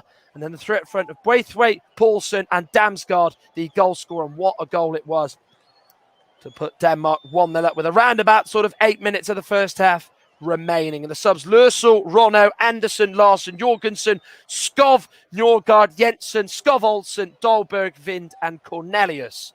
3 minutes into the second half here, Russia 0, Denmark 1. We'll keep the updates going with Russ Vernon, with Finland, of course, playing Belgium in the other game at this current time. Zhuba was the man who was getting looked to have been found through the middle. He made his way into the Danish box, but it was cut out well by the Danish defence. There is now Igor Diveyev, the man who's only been in the Russian fold for a matter of months. And then Damsgaard has won the throw, courtesy of that touch from Roman Zobnin. Of course, in 2012, Russia did lose their final group game to Greece, which meant they crashed out of the tournament on that dubious head-to-head rule. Kudryashov is down on the ground holding his head. Of course, the ref did actually let play continue for just a little bit before the ball was kicked out by a Russian player. So Clément Turpin has stopped play. Kudryashov is down. And with this break in play, it's perfect timing and right on cue for me to go over to Russ Vernon to tell the early exchanges of how Finland and Belgium is getting onto the Krestovsky Stadium. Russ, any sign of a goal early on in this game? In the second half, sorry. No, Matt. The Belgium just had a corner which was to clear the way all the way back to Thibaut Courtois in the Belgian goal. But Belgium on the front foot. Finland had a few early chances as well. By the start of the second half, we played 48 minutes, which was 48 minutes and 30 seconds, almost 49 minutes gone. It's still Belgium drawing 0-0 with Finland, but Belgium on the attack here, docking towards Hazard, but that ball is cleared away. Still 0-0, coming towards the 49th minute. Well, it was Højbjerg and Kudryashov both involved in a head collision. Kudryashov's come off worse. Højbjerg was actually trying to flick it away from Kudryashov, so he was in front of the ball that was played to him, and obviously in front of Kudryashov. Kudryashov was attacking it forward-facing rather than back-facing like Højbjerg, and they both clashed heads, and it does look like that there is going to be no substitute for either manager to make, and both do look like they're okay as play does continue. Out on the left-hand side, around about 35 yards from the Denmark goal, there is Kujayev, gives it all the way back to Safonov with that long Ball back. Safanov kicks it forward. Zhuba with the flick to his right. Can't quite go all the way through to Alexei Miranchuk, who scored that wonderful goal against Finland that's obviously started the night, put in Russia in a good position. Here's Højbjerg now with that sort of mustard-coloured bandage all around his head. That's the ball by Damsgaard to Braithwaite. It's a slide that gives it back to Daniel Vass. Here's Christensen. Damsgaard slips now to Christensen again. There was a sliding challenge by Zobnin, but Christensen was able to get it away and play it to his defender Vestergaard. Kjær now on the ball. And then he goes all the way back to Kasper Schmeichel, who's had nothing to do for Denmark tonight. In the goal, Russia have created very little in the way of chances at the Telia Parken Stadium. And that ball has almost been gobbled up by Mæhle, but it's just been missed by him and missed by Fernandes. And it's gone for a Denmark throw on the left-hand side. 6.5 minutes gone in the second half. Russia 0, Denmark 1. As it stands in Group B, Belgium finish top on 7 points. Finland finish on 4. Denmark on 3. Russia on 3. Denmark go above Russia because of a better goal difference. And of course, as it stands, those 3 goals that Russia conceded in match day 1 against Belgium in St. Petersburg is going to be rather costly, and what's going to stop them from actually having any sort of hope of qualifying for the knockout stages. Schmeichel's ball is headed away by Daler Kujaev. He then just knocks it into Golovin following a Denmark header, which was headed straight to Kujaev. Now Diveev. Doesn't look like so far there's a change of tactic from Russia of real note. The only thing you could say is that maybe they're going to be a little bit more on the floor rather than just use Artem Zhuba at any possible opportunity. The kick by Safanov is defended away and headed well by Vestergaard. Now Poulsen and Damsgaard with linking up there. Diveev with a really good, well-timed sliding challenge. Poulsen there goes to ground, but Diveev went in and just stabs it out of play for a throw on that left-hand side, in which Denmark are attacking in. Here is now Damsgaard, the goal scorer. Certainly a case of remember the name with a goal like that. If you didn't see it at half-time, then please do it full-time. Højbjerg with the ball. Vass cuts it across. Here's Braithwaite. Poor touch. Had he got that touch right, he would have got a shot at goal. Daniel Vass made a really good run beyond the left-hand side of the Russian defenders. And he cut it back to Braithwaite. And that really was not the right way to go about it. It was poor decision-making by the Denmark number 9 and Barca man. Vass does so well to just lay it back into him. It's not got a lot of pace on it. It's a perfect sort of power on it. It's placed right to his foot. Tries to take a touch, and the touch was heavy. And then Russia were able to just get it clear quickly, sort of just a few yards in front of Matvei Safanov. But got to say, Braithwaite's got to do better there. Miranchuk is fouled. Free kick. He was being held onto there by a Danish player. As we are heading into the sort of first 10 minutes of this second half. No real big chances we can say so far. Remember earlier on today, Group C was confirmed as Holland and Austria as the top 2, of Holland ending as a 100% record. Ukraine in 3rd on 3 points. North Macedonia sent packing from the tournament on their debut with no points. And of course, them conceding 8 goals, scoring 2 as they crashed out in what was Goran Pandev's swan song in not just international football, but football in general. As Artem Zhuba is penalised for a foul into the side of Andreas Christensen. And for people who don't actually know what Artem Zhuba looks like, in terms of his frame and sort of the way he looks and the way he plays, he does remind me a bit of a John Parkin, which is quite a interesting sort of comparison. Very different careers. John Parkin never a goal scorer at international level. Artem Zhuba, of course, looking to go joint top tonight with Alexander Karshakov as Russia's joint top scorer since, of course, they were an independent country in the mid-90s. They've got a good European Championship record. They were semi-finalists in 2008. The last 2 tournaments, they've crashed out of the group stages. Nonetheless, under Dick Advocat and Leonard Slutsky, respectively, the World Cup 3 years ago brought them a lot of hope and brought them back into the fold after a couple of years of where they'd been really poor. On the left, it's with Mæhle, short to Poulsen. He crosses in. Vassad's the man who he's looking for. Kujaev with the header away. He's defended well tonight, the standing left wing back, and then Diveev is fouled and wins a free kick as Poulsen just goes into the back of him. Of course, where's Jure on his shirt? There's Yusuf Poulsen, a man who's been in the Denmark fold for a long time now. Has descent from other countries, of course. He does have a Danish mother and a Tanzanian father, but of course is very much a Denmark player and has been for a long time. Kudryashov just gets in front of Højbjerg, but can only clear it to the left. And with Yusuf Poulsen, he's coming in from the left. He's going to fire a shot. It's well blocked by Diveev, who threw himself in front of the shot centrally out. Højbjerg now has it. Vass has made the run from the right wing-back position. That's a really good header by Kuzhaev to get above Daniel Vass. They've had a really interesting one-on-one battle, haven't they? As it's been Vass v Kuzhaev. And then Delaney fouls Zobnin, who goes down.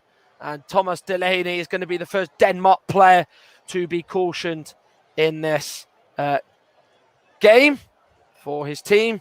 And of course, the first one of this second half. And it left Clement Tepin with no choice. Now, it was in the middle of the pitch. Zobnin just gets away from Delaney. Good feet to keep it there and just not allow Delaney the chance to win it back. And he just sort of comes across him, and the arm's there, isn't it, on his side, and it's enough to pull him down and win a free kick. Crossfield ball to the left with Zhuba, out-jumped by Christensen. Not quite been the Russia skipper's night tonight, has it? He got the assist from Moranchuk on Wednesday when they beat Finland by 1-0. It's not quite been the same story, even though he has shown what he can do with those flick-ons as he tries to give it into Moranchuk. It's then given to Kuzhaev, who's had to go back to go forward. He now plays it to the right, crossed in by Zhikia, and then it's been left by Simon Kjær to go out of play for a goal kick. Yeah, it was a good ball in by Zhikia.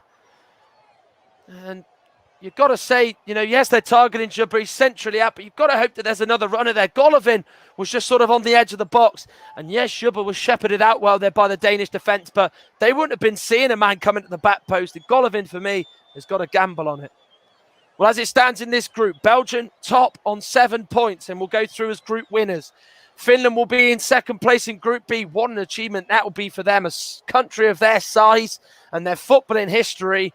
To be in their first major tournament and qualify for the knockout stage would be an absolute achievement for them. It's been given away nonetheless by Ozdoyev. Denmark will be third. Russia will be fourth, both on 3 points, but Denmark will have a better goal difference. It's a really good run by Myler, just doesn't have enough legs to go through to Poulsen, who's not able to get on the end of it. And then Matvey Safonov comes out, dives down low at Poulsen's feet, and then rolls it to the left with Kuzhaev.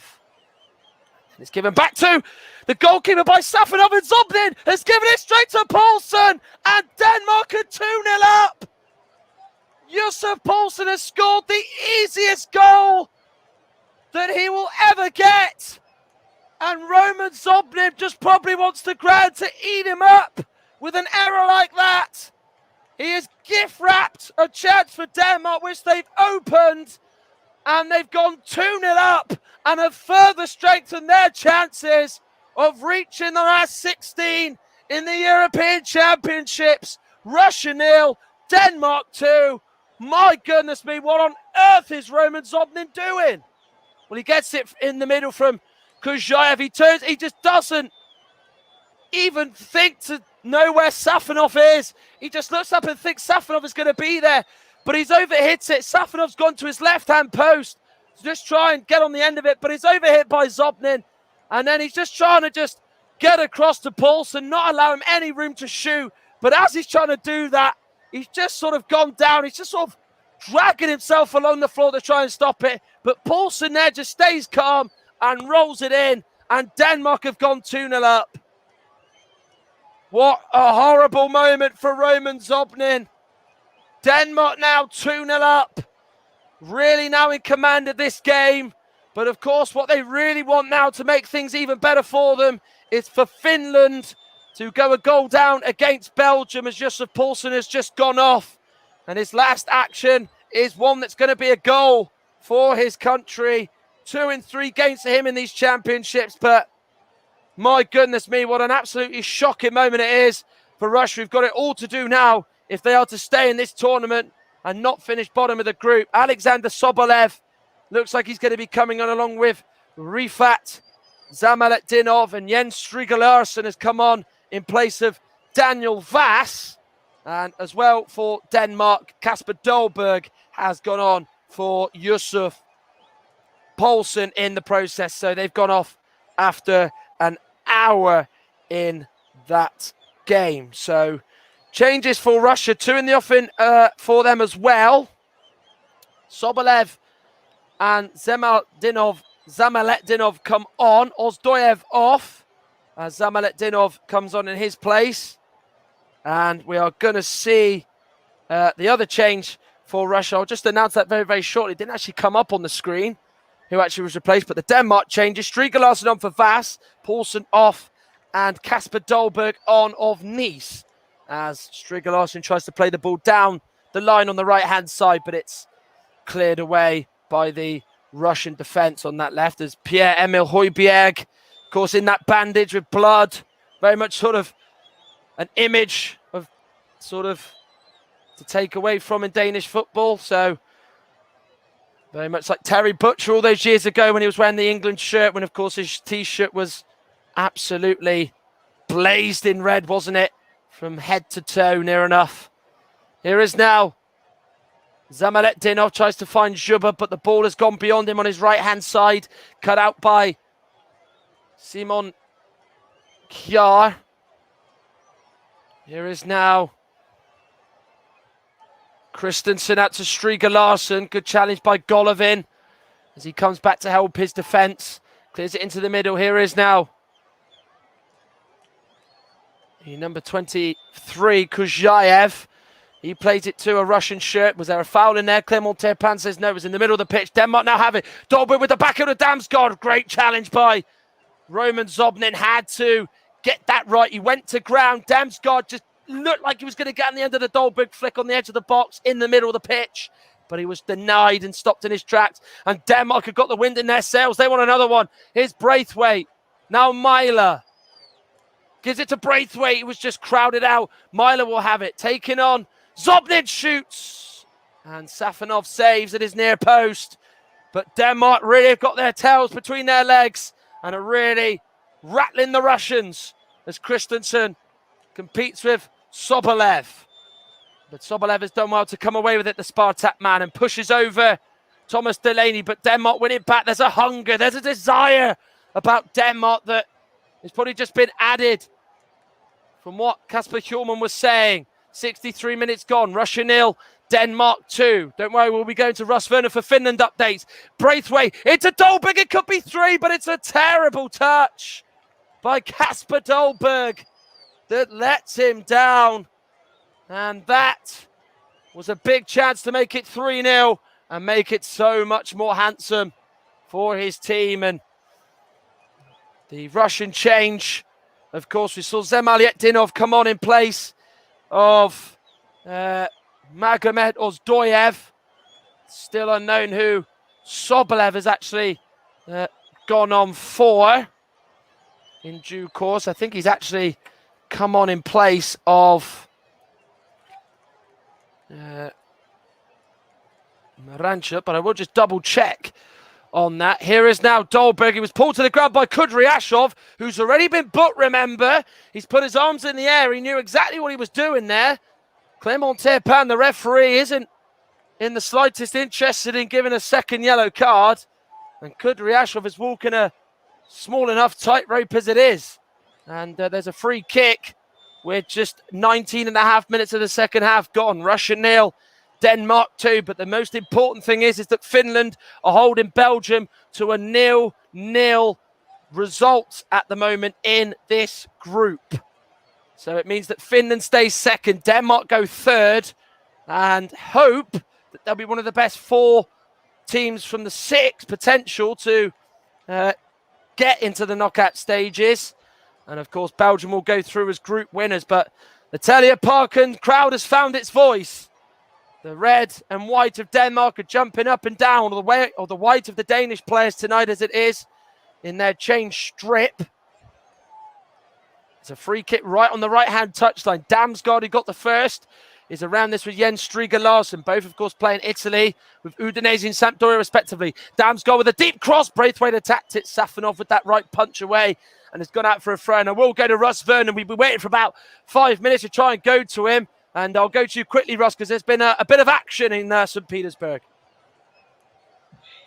Yes, and just as you join me, there's been a goal in this game as well. And we'll talk about the goal in a second, but a couple of chances. First of all, Kamara had a shot blocked by Finland, and then down at the other end, Eden Hazard forced an effort, was through on goal and forced a save out of Rajecki, and then Belgium have just taken the lead. As you came to me, Matt, it was a goal from Romelu Lukaku, 65 minutes on the clock. Kevin De Bruyne played him in, and Romelu Lukaku slots him with ease. They're appealing for offside, so they could be disallowing this one. The goal, as it at the moment, stands, and the goal will count. I think they're all looking at going to go to VAR. It is tight, and if he is offside, it'll be by a toenail if he is offside. But I think the goal will stand, and they are just checking this now, Matt. We've just want to see me. They are just checking this score for Belgium. So if you just stay with me for a second, man, we'll go back to you in a second. I'm just waiting for the goal news coming through. If the goal will be standing, I'll let you know in a second. They're just checking VAR. So I'll go back to Matt for now, but then once it is confirmed, I'll let you know. I'll come back to me, Matt, and I'll let you know in time once the O's made their decision. But it looks like Belgium are leading by a goal to 0, Matt. So, of course, it's still a big decision to make, but Russia on the attack here. It's played into the path of the number 4, which is Karavayev, and there's a penalty being given in the favour of Russia. Clement Turpin spotted a push in the box. It was a quick break by the Russians from the left-hand side. Denmark ripped open through the middle. They tried to close it down as quickly as they could, but the referee from France, Clement Turpin, has spotted a push in there, and Russia have got a penalty, and it's going to be Artem Zhuba who's going to take it.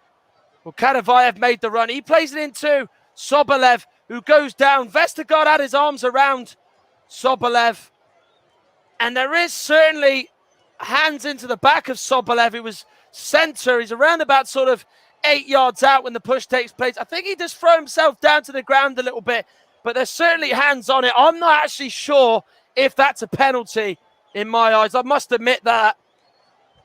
And in the process, Russia made 2 subs. Fyodor Kudryashov, but remember, replaced by Vyacheslav Karavayev, and Daler Kujayev was replaced by Maxim Mukin of Rubin Kazan. And obviously, as I said, there was a change when Moranchuk was replaced for Rifat Zamalyetdinov as confirmation of that. But Russia, who've barely laid a chance on Kasper Schmeichel's goal, now have the chance to get back in it here with Artem Zhuba, as he looks to score a big goal for his nation. He scored big penalties before. Remember the World Cup 3 years ago against Spain.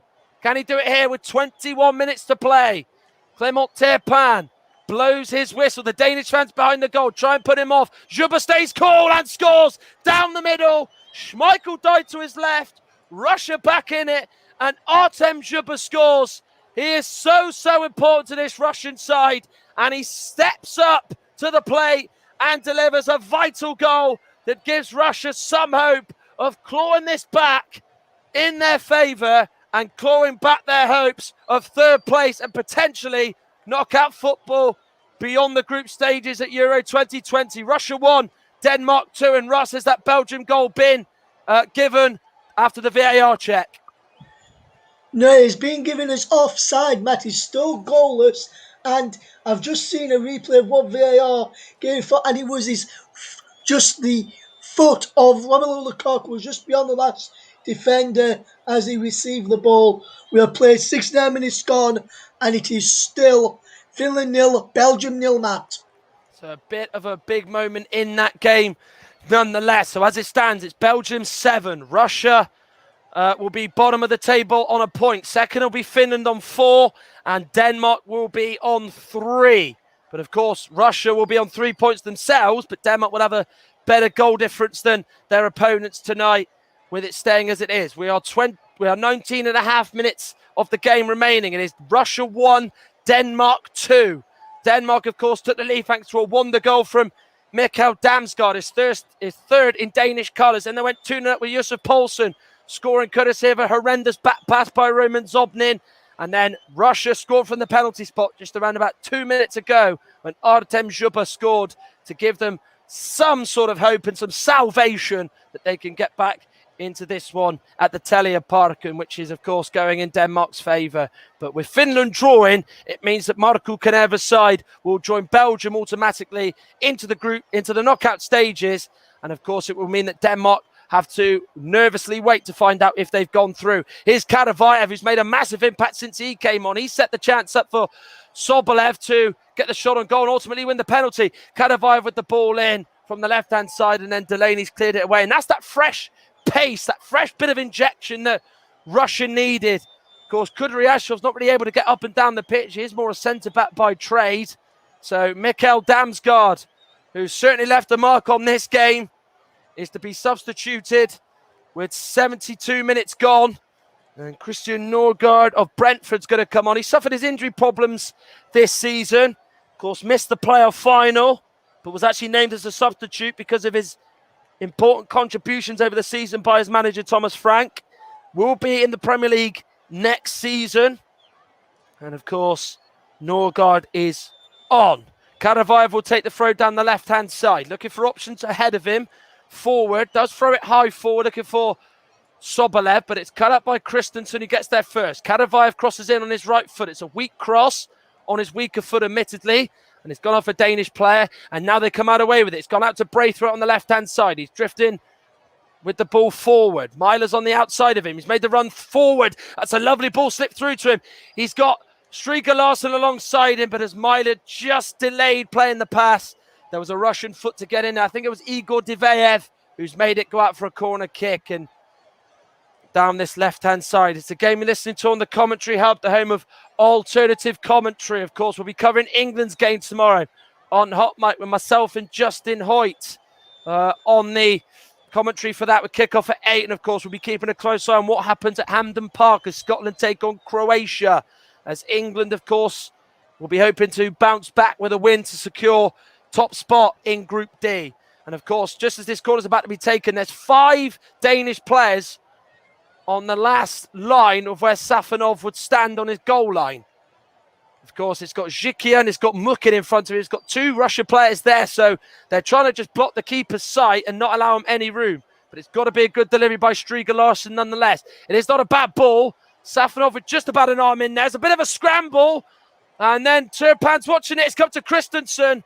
And the Russians just about do enough to just get a body in front of it. I'm not too sure who it was.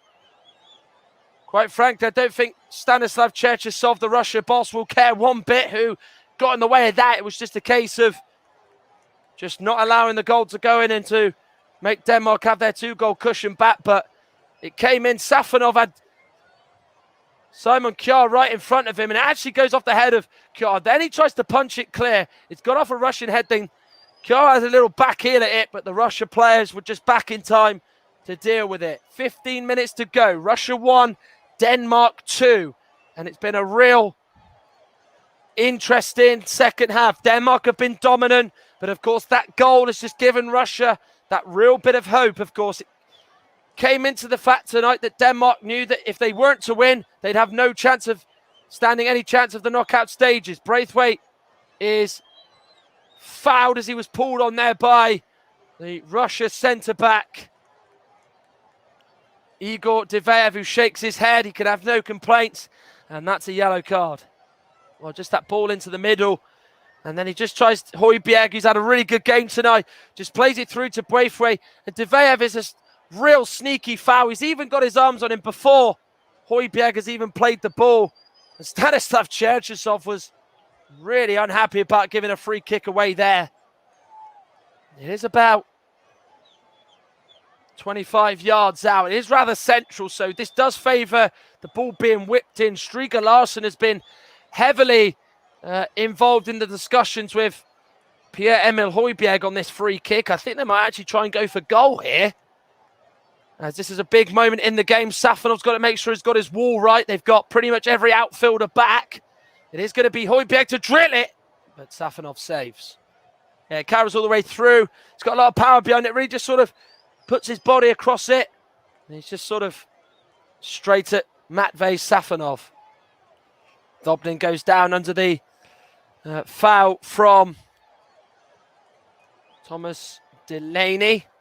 And it's a Russia free kick. Of course, we did see Fyodor Kudryashov get subbed off for a bit of protection from his manager, Stanislav Cherchesov. Wonder if that would happen with Thomas Delaney as he made another foul there. Ball goes into the left-hand side of the box. Zhuba heads it to the edge of the box. It's come to Zobnin, blocked by Delaney, and then smashed clear by the Danish team, and in particular Christian Nørgaard. Braithwaite goes down again under the challenge from Igor Diveev, and it's the same two players involved there. And there's been a goal, as I understand, in the Krestovsky Stadium. And it's a big, big goal in terms of the way this group looks, as Belgium have just taken the lead, haven't they, Russ? They have, Matt, yes. And it's gone down as an own goal from the goalkeeper, Lukas Rajecki, of Finland. The corner came in from the left. He hit the header from Thomas Vermaelen. It came back down off of the bar, and he went into the back of the net, off the back of Rajecki in the Finland goal. 76 minutes on the clock, and it's Finland 0, Belgium 1.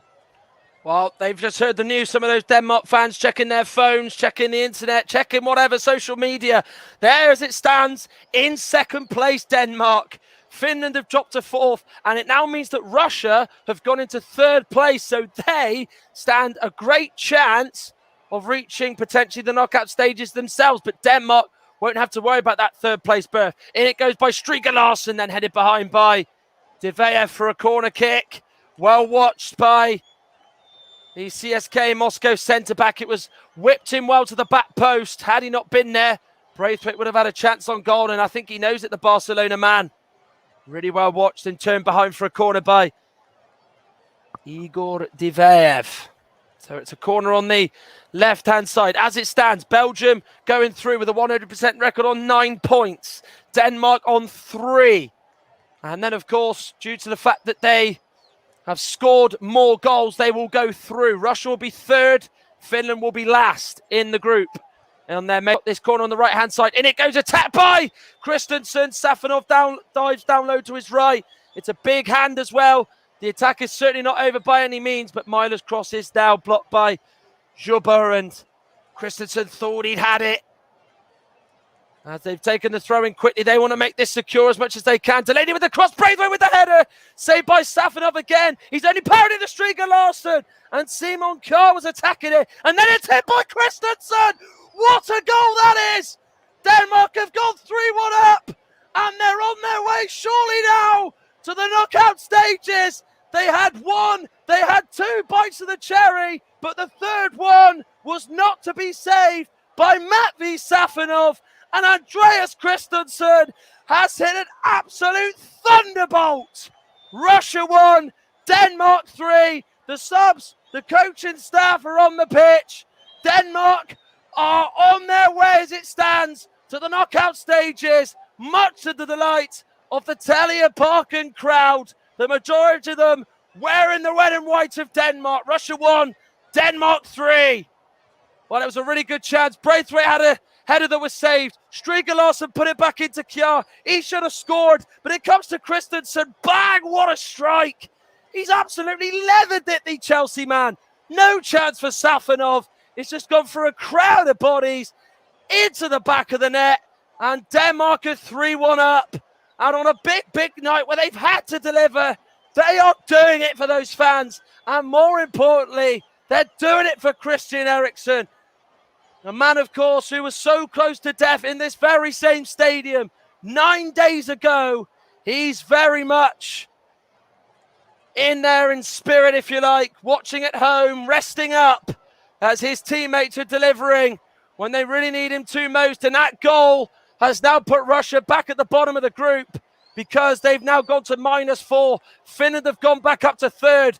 So any goal that any side sort of concedes now has got massive bearing on what goes on. So hold on, everybody, for the final sort of 9.5 minutes of this one left in Copenhagen, and whatever's left at the Krestovsky Stadium, we are going to be in for a rough ride as Russia have got a free kick here with Alexander Golovin, who's going to take it, floats it in, Vestergaard away, good header away as well. Now to Braithwaite, as he just goes in, does he foul on Mukin? Referee says no. Now it's with Denmark again. Here is now Myler. On the edge of the box, Myler shoots, it's 4-1! Oh, it just gets better for the Danes! Joachim Myler scores! They broke away after a poor free kick by Russia. And they really are delivering on their big, big night. And the entertainment value is certainly at the Telia Parken Stadium, as their fans have been given one hell of a treat, in which they lost their first 2 games in prior to tonight. Russia 1, Denmark 4. Well, it just comes here too.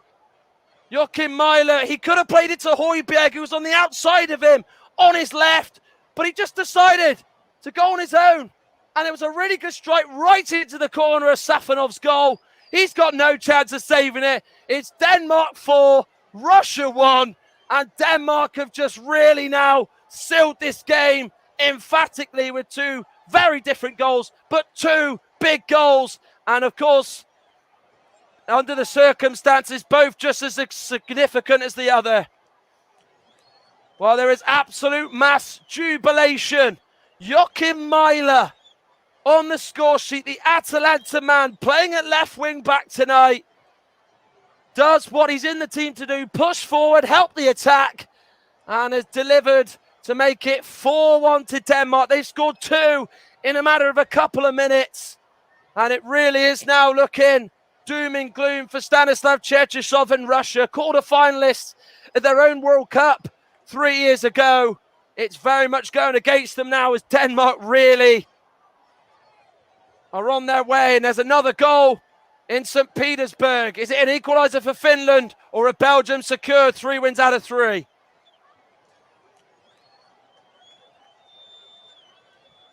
Well, I can tell you, Matt, Belgium have secured look like they're going to be securing 3 wins out of 3, and it's that man who had a goal disallowed, Romelu Lukaku, who finished off nicely.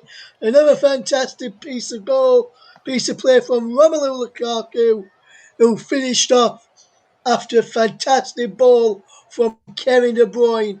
We have played coming up towards 82.5 minutes, just got over 82.5 minutes. It is currently Finland 0, Belgium 2. Belgium are going through with 3 wins out of 3. Just like the Italians and just like the Dutch did earlier on today, winning in Group C. Austria joined them into the knockout stages. Ukraine were third and are sitting nervously, finding out if they've gone through. Finland, as it stands, are third in this group. Denmark are second. They needed to win to stand any chance of doing it. They're not just winning, but they're doing it in style as they've got cornered down this left-hand side. Jens Striger Larsen's going to take. It's the Danish fans that are singing. Of course, what a sight that is to see fans jumping up and down in stadiums. Striger Larsen's corner is a high one in the middle and easy for Safonov to take. He was under no great danger from any white shirt in there at all, as he takes that one with a bit of a command to Safonov. He had no one really around him, and he did well to take it. Here come Russia. Ball through by Karavayev. And then the pass from Delaney has bounced off Karavayev and gone out for a Denmark throw on the left-hand side. They're going to make another change. Andreas Cornelius is going to come on in place of Martin Braithwaite. 3 games, no goals, but he's pretty unlucky not to get one. It's the Barcelona man. Of course, once on the books of Middlesbrough, he's going to come off for the final sort of 5 minutes. Is Andreas Cornelius is going to come on, who once played 11 games for Cardiff and didn't score a single goal in his time in Wales. And Thomas Delaney, what a shift he's put in. A real good player. He's one of those first names on the team sheet for Denmark. He's been booked, so manager Kasper Hjulmand's going to protect him for the final few minutes. And we're going to see Matthias Jensen of Brentford come on to play alongside his club teammate Christian Nørgaard in the middle. But it's Denmark 4, Russia 1. Denmark's goal scorers in this order: Damsgaard, Poulsen, Christensen and Møller. Denmark were 2-0 up with Damsgaard and Poulsen scoring. They were 2 up after an hour. Then Juba scored a penalty with around about 70 minutes on the clock. He scored. It was a controversial one after Sobolev was fouled by Vestergaard. But then Christensen scored from about 20 yards, an absolute corker, in which it was an absolute pile driver beyond Matvey Safonov. And then Joachim Møller just a few minutes later scored to make it Denmark 4, Russia 1. And as it stands, they're heading through into second place. And of course, with that going into second place, they're on their way to be facing Wales in Amsterdam on Saturday in the Dutch capital. And of course, should Finland be one of the 4 sides that progress out of the 6 who finished 3rd, they will be potentially playing the winner in Group F, which is either France, Germany, Portugal or Hungary in Bucharest, or the winner in Group E in Glasgow. Of course, in that group is Spain, Poland, Slovakia and Sweden. Denmark have a throw-in down the Russian right-hand side. Joachim Møller, the man who scored the 4th goal, throws it into the middle to the number 15, Christian Nørgaard. He does go down despite a Russian challenge, and then does give it to Kasper Dolberg, who's been fouled by Maxim Mukin. And Clément Tepin spots that and gives a free kick. Yeah, Fernandez went in from behind with him. He fouled him, and then it was Mukin who just came in from the side on. Both sort of just tried to sandwich him in and commit the foul, and that's exactly what they did. Belgium 2-0 up against Finland in St. Petersburg. They're going through 3 wins from 3. And then, of course, Denmark are going to go through on 3 points ahead of Finland and Russia, both on the same amount of points, but have a better goal differences, of course. They've got a free kick here from the right-hand side. It's going to be Jensen and Striger Larsen, who are both over there. Striger Larsen dummies it for Jensen to take. Goes to the back post on the right-hand side. Took under control by Cornelis, the big man. Shifts it to the left-hand side of the penalty area. Møller under control. Taken on the number 19, Rifat Zemalyetdinov. But he's run it out of play and ran out of room. And it's gone out for a goal kick as Matvey Safonov wants to take it quickly in. They've given it straight back to Denmark. Here is now the cross that comes in, and it was rushed by Nørgaard. He looked for Cornelius, but Matvey Safonov comes out and takes it with ease. He rolls it out to Artem Zhuba, who of course has now gone level with Alexander Kershakov in being Russia's joint all-time top goal scorer for the national side since independence. Christensen. Simon Kjær, and it just goes to show what the beauty of having fans is in stadiums, isn't it? Denmark have been roared on by their fans, around about sort of 23,000 capacity inside this stadium. Of course, there are a small section of Russian fans that have made the journey, but it's the red and white of Denmark as opposed to the red and white of Russia that is jumping up and down and singing as Russia are going home as it stands, and Denmark are heading through, just like many thought it would be in this group, with Belgium and Denmark 1 and 2, but not as close, with Finland and, of course, Russia really trying to make it a spectacle prior to tonight's game. Here is now Jensen on the corner of the left-hand box. Diveev has come out to just try and close him down. Slides it through to Møller. Cross goes in. Shikia away. Headed back in by Jensen, but he heads it only out of play for a goal kick as we're into the finals. 40 seconds of normal time, and I'll just head over to Russ for another update. Belgium looking like they're just going to try and get a third, or they're just trying to hold on for a second. And more importantly, just trying to rest some players up for their round of 16 clash, which is to come in the next few days.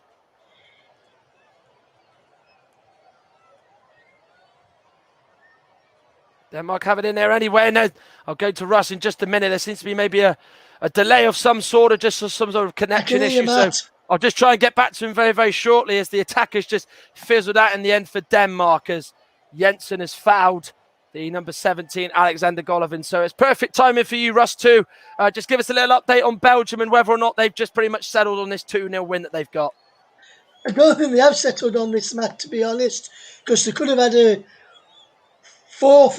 third, should I say, when Hazard had a shot which went wide of target. He should have played in. Christian Benteke, who came on to replace Romelu Lukaku last there. Only Batshuayi came on for Doku as well, no long after the first goal, along with Mounier for Trossard.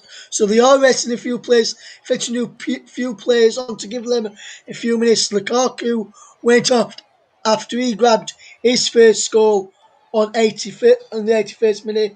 He was replaced by Christian Benteke, but Belgium are trying to go for more goals. We're coming up towards the end of the second half, about to go into injury time, but it's still 2-0 Belgium lead.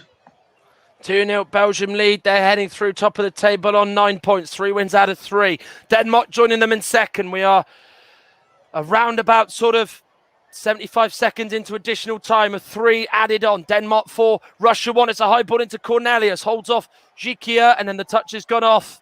The number 4, Vyacheslav Karavayev, and it's gone for a corner as it's high fives for Kasper Hjulmand as he gives it to Yusuf Poulsen and Thomas Delaney. Matthias Jorgensen as well, and Jonas Lørsel, 2 ex-Huddersfield players, both on the receiving end of high fives, as there's a big grin amongst Kasper Hjulmand in his first major tournament as Denmark coach. He's going to lead them into the knockout stages, just like his predecessor Age Hareide did in 2018, when, of course, they lost on penalties in the first knockout stage of the World Cup to Croatia. Jensen will take the corner from the right-hand side, floats it in. Kjaer's gone to the back post to try and head it across goal. Away by Diveyev. Now is Pierre-Emile Højbjerg. He's been absolutely superb. He gets away from Diveyev. Can't challenge. He's on a booking. Drills it into Shu. Shikia in the way of the shot. Safonov went down to try and save, but he had a Russian player in front of him to divert it out for a corner.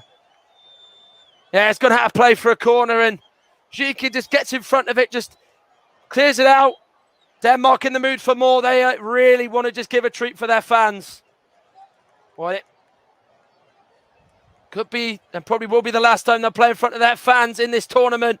And what an ending they've got, those supporters. They might play there again in the knockout stages, who knows? But for the moment, if it is going to be the last time, it was certainly something that they will hold. Jensen with the corner in, this time a different type of delivery. He's gone with pace, gone with height to the back post, and then it's headed out and out for a throw-in, which won't be taken. Denmark are through to the European Championships round of 16, and they've done it emphatically at the expense of Russia, who head out. Mixed moods and contrasting moods in Copenhagen tonight, the Danish capital. Denmark knew that if they stood any chance of progressing, they had to win, and they've done exactly that in front of an absolutely joyous and buoyant Danish crowd, which is an absolute fever pitch. Right now, the Russians crestfallen. They're going home in the group stages. 4th place, just like they were back in 2016 in France. The goal scorers for Denmark, Mikkel Damsgaard scored with around about 7 minutes of the first half to play with that wonderful curling effort centrally, about 20 yards out. Then Yusuf Poulsen scored to make it 2-0 just before the hour mark. Russia threatened a comeback with Artem Zhuba scoring with 20 minutes to go. But then Andreas Christensen with an absolute pile driver from 20 yards saw his shot first time, beat the goalkeeper, Matvey Safonov, to make it 3-1. And then it was wrapped up through Joachim Mæhle just 3 minutes later as Denmark scored 4 against Russia. There's a big huddle on the pitches.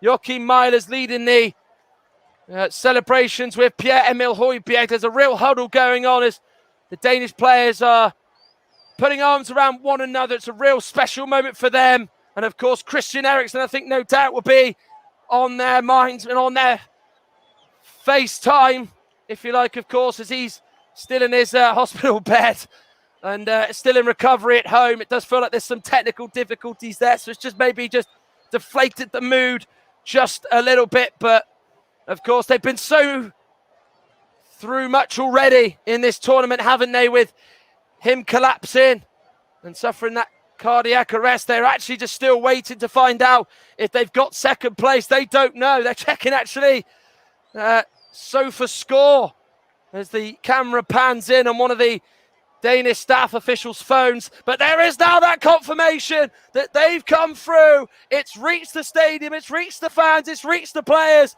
You'd almost think they'd won the trophy. It's matching those celebrations of 1992 when they won in Gothenburg, but they're through to the knockout stages and they know who their opponents will be. They will be playing Wales in Amsterdam on Saturday, June the 26th. What a night for Denmark. What a night for their country's football. And what a night it is for Belgium. Of course, they've completed a 2-0 win against Finland. It's full time at the Telia Parken, and you can tell on the Danish faces just how ecstatic they are. They're through full time. Russia 1, Denmark 4. Denmark takes second place. Finland take third. Russia become the third side in the European Championships to pack their bags and go home as they finish last place in Group B. Thoroughly great performance from Denmark, fully deserving of the win and fully deserving of their place in the knockout stages, Russ. Yes, thank you very much, Matt, for excellent commentary. Also, that result also means with Denmark winning 4-1 against Russia and Belgium beating Finland 2-0, that result means England have also secured a knockout place without kicking a ball tonight. Before the game tomorrow, whether we finish in England finishing the top 2 or finishing third, England have secured a knockout place for the round of 16. So that result also boosts England's chances as well. They're already through to the knockout stages. England are guaranteed a place in the Euro 2020 knockout stages for full time. In this game, which I was watching, is finished 2-0 to Belgium, and Belgium deserved the win. I'll just confirm the places in Group B for you, which sees Belgium top on 9 points, Denmark second on 3, Finland third on 3, Russia on a bottom with 3. Russia, as Matt says, are going home. And just to tell you what that means for the 4 best placed third teams, so just to tell you about that in a second, because I can tell you all about that. So I'll be able to tell you all about that after confirming the tables for you, which I have just done in Group B. So at the moment, the 4 best placed teams that are going through is Switzerland, Portugal, Ukraine, Finland, Spain, Croatia heading out as things stand. But England, whatever they do tomorrow, if they win or lose or even draw, they've secured a knockout place for the last 16. And what an achievement it is for Gareth Southgate's England, who have only scored 1 goal so far. Going forward, I can tell you the England going forward, then I'll go back to the games that we covered in a moment. But England, as I mentioned, have secured a knockout place. And Matt, before we get your man of the match in the game you have covered this evening, what an achievement it is for Gareth Southgate's side and England to secure a knockout place without even kicking a ball this evening. Yeah, it's a good achievement, isn't it? I mean, obviously, they've done it without kicking a ball, which I think is obviously something that is quite nice to think about. And of course, the motivation will still be there. Of course, they want to finish top of the group against Czech Republic, no doubt. I mean, it's a good achievement. It's expected, isn't it? Of course, England have to qualify at the group stages pretty much out of every major tournament. It's what they do now, going into the knockout stages. This is a game to really tomorrow, just doing a little preview on it, as I'm just trying to sort of say now, but just briefly, this is a really important game tomorrow because it's going to give, hopefully, the players massive confidence, and it's going to give the fans belief that maybe might have been lost after the disappointment of Scotland on Friday, just to think, do you know what, that there is a team here, and that was just maybe just a little blip. But yeah, really good. It's a decent achievement, but it's the expected from England. So let's not get too carried away, because we did expect that just before a ball was kicked in the tournament. Yes, we did, Matt. And Matt, just going on to your game at the moment, fantastic performance and a fantastic result, as you said, for Denmark. And as we mentioned at the top of the programme, we did say they probably want to do it for Christian Eriksen again to the knockout stages. They have done that, Matt. But Matt, the important question I'm about to ask you now, like I do after every commentary you do, you know what question it is, my friend. Yeah. Don't need to say it. You don't need to say it, Russ. Let me know your choice, please. I'm going to give man of the match to Pierre-Emile Højbjerg. I think the way he was tonight was superb. He played a different role for Denmark tonight. He played higher at the pitch. He almost played as a number 8, and he was pressing high. The Russians in the second half just couldn't live with him. They almost effectively, Denmark at times played with a front 5, because they had Mæhle pushing up as a left midfielder. They had Højbjerg as a number 10, and he just set the chance up for Mæhle absolutely superbly. He ran himself into the ground. Special mentions do go to Damsgaard for that wonderful goal. Christensen for that even better goal. I mean, it's very unheard of, and certainly not on this tournament tonight. You can say you've seen 2 games of absolutely 2 wonderful goals in, but for me, Pierre-Emile Højbjerg was man of the match, and I thought he fully deserved it tonight. And to be fair, I think that this is probably the best result of the tournament, isn't it, for everybody? Because it's just pure happiness. They've had so much, sympathy towards their country and their team because of what happened with Eriksen, and it's just vindication. It's a win just for Denmark, and I think that they're really capturing people's spirits in their hearts, aren't they? And they're that team at the moment where everyone just really wants them to do well, aren't they? And yeah, it's a real special night for Kasper Hjulmand and the Danish public to get through tonight, and what has been a real sort of tough 10 days for them. Yes, absolutely, Matt. I'm just seeing the highlights from the game which you covered. Obviously, because I didn't see that myself covering the other game. And for me, just going back to the penalty, it was very silly to give away the penalty. But on first viewing, till I saw the replay, I didn't think it was a penalty. But I must say the referee got it spot on, having seen the replay. But I'm just looking at some of the chances that Denmark had. They could have had more than 4 today. Yeah, absolutely. I mean, obviously, you spoke about just 2 things in now. I mean, I still believe it's not a penalty. I think, obviously, yes, there is an arm that sort of goes across Sobolev from Vestergaard, but, there's not enough contact for me. I think Sobolev knows what he's doing. He's conned the referee into giving it. And obviously, Clement Turpin, the referee, who's, sort of known to be given some sort of quite crazy decisions, did give one there. It gave Russia the belief to get back in the game. But yes, Denmark could have had more.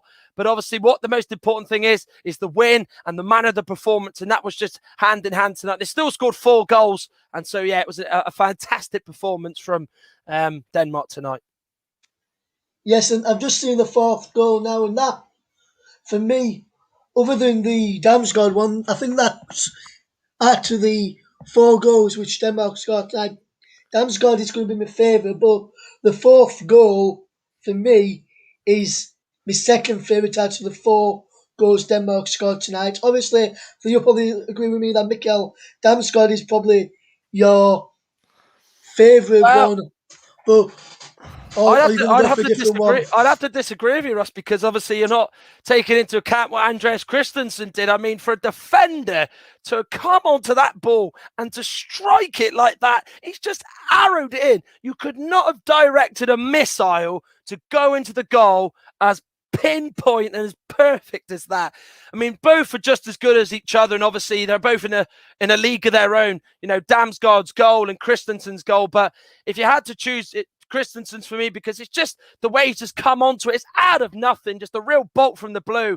But that is just a special goal in itself. But I'm not trying to take away the importance of Damsgaard's goal, because it just really sort of lit the touch paper for the whole night for Denmark. And what a special night it was. And it's going to be a night that not just this football team remembers or its supporters, but the whole country remembers. And Yeah, I think Christensen to me was my favourite goal. But yeah, take nothing away. That fourth goal was special as well because it's a quick fashion counter-attack, isn't it? You know, Russia trying to get back in the game.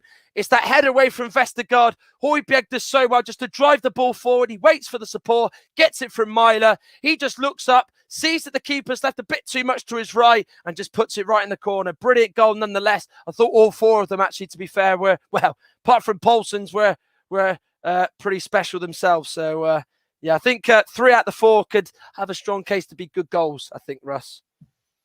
Yes, absolutely, man. But just to recap on the scores in Group B, Russia 1, Denmark 4, and Finland 0, Belgium 2. Matt, once again, I just want to say a very big thank you and wonderful commentary once again, my friend. You produced magnificent quality, top-notch commentary every game you're doing. Also, Matt, for me, don't know what you think. I don't know what the listeners think as well, but for me, every commentary you do, you just get better and better and better with each one, my friend. Well, it does certainly feel like that, Russ, but I don't want to toot my own horn that much, but I do honestly really appreciate the feedback. So, yeah, massively appreciate it. And thank you. Thank you very much, mate. As it is for everybody else. I mean, I've heard yourself, I've heard Mike, I've heard John, and I've obviously heard Nicholas. They've obviously been the 4 others that have done games as much as myself. And obviously, you know, it's been a real sort of breath of fresh air just to hear different voices in it for these different games. And just a mention to yourself as well. You've been very busy, hands-on, doing producing, presenting, commentary, co-commentary. You've done the lot, mate. So if I deserve a bit of a round of applause, I think you deserve a little bit more than me, my friend. Thank you very much, Matt.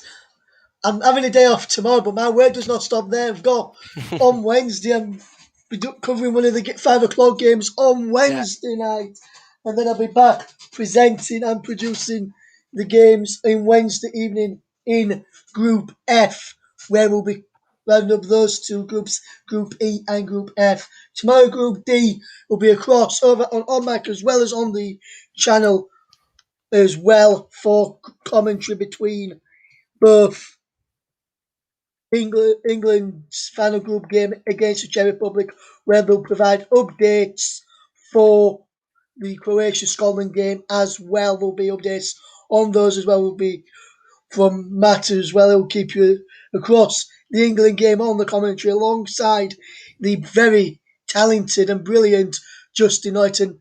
Now, just before we finish, what a signing Justin Knight has been for the channel as well. And he confirmed to me after his very first match that he did on the channel, which was back on the 12th of June, which was the game between Wales and Switzerland, that if he can, he'd be delighted to join the team on coverage of some Premier League action next season.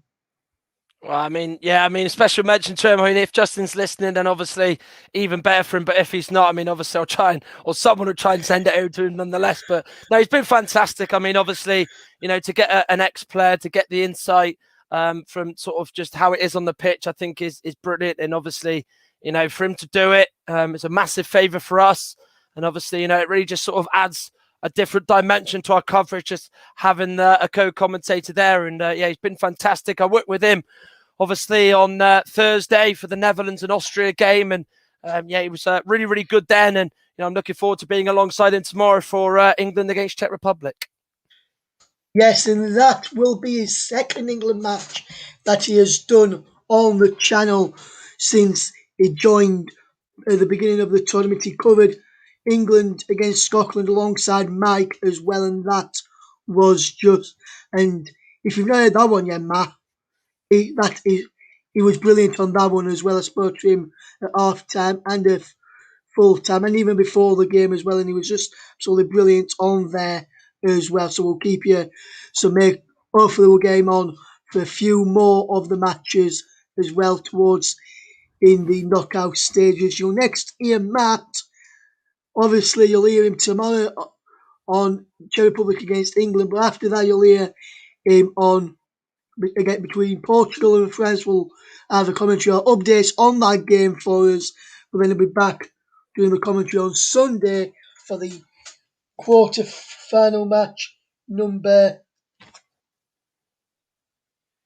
for the round of 16 match number 4 at 8 o'clock between winner of Group B, which is Belgium, Matt, against third in either A, D, E, or F. So you'll have to wait and see who Belgium get, Matt. But you, from what you've seen of Belgium so far, you're looking forward to covering them on Sunday evening at 8 o'clock for the channel. Yeah, absolutely. I mean, obviously, not just this tournament. I mean, obviously, they have played very, very well. They've been largely dominant, you could say, for 2.5 games. I mean, that first half against Denmark was one where they probably didn't play their best, but they still recovered and managed to win. I mean, obviously, they've been really impressive over the last sort of few years in qualifying. They've got tremendous talents, Lukaku, Yuri Tielemans, Torgan Hazard, De Bruyne, the talent just speaks for itself. So be very interested to see how they fare when they, of course, take to the field on Sunday evening against either, as you said, the third place side in A, D, E, or F. But very interesting to see who they potentially will come up against. So certainly one of the sides that already knows their fate, don't they, in Switzerland? So it might be one of them. But I think whoever they do face, their opponents, whoever the opponents are that face Belgium, I think they've got to be a little bit concerned because Belgium do look like as strong as ever to try and go all the way and win this tournament for me. Yes, indeed, Matt. And we have got one of the matches confirmed already for you for one of the knockout matches, which we will be bringing to you on the channel, and that is on Saturday at 5 o'clock, where it's Wales and they are taking on Denmark. And you've seen Denmark tonight, Matt. You saw Wales against Italy as well, but you probably watched other games against them as well, but that Wales have been involved in as well. But how tough a game will that game for Wales be against Denmark? Well, very tough. I mean, obviously, Denmark have, shown over the last sort of year under Kasper Hjulmand how good they can be going forward, the amount of attacking quality they've got. Tonight, they've really just put the sword to the Russians, and obviously they really struggled in the end to contain them and deal with them and shut them out. I mean, obviously, they look good on the break. I think, they've got a real good, nice blend. I did say before the tournament, they were my dark horses for me. And obviously, I still stand by that. I mean, luckily, they've gone through, so it doesn't look as bad a prediction as what it was after the first 2 games. But obviously, Denmark are just buoyed now by the fact what's happened to them with Christian Eriksen. They've won tonight. Yes, they don't have the crowd to an extent. Of course, there will be some Danish fans travelling over, as there will be for Wales. Traveling to Amsterdam. So yeah, it'll be a good game. Wales predominantly a side who like to go on the counter-attack, be very hard to play against. Denmark like to play free-flowing, attacking football. It's just a case of which style comes out on top for me. So yeah, really looking forward to that game on Saturday evening. Yeah, that is the case, Matt.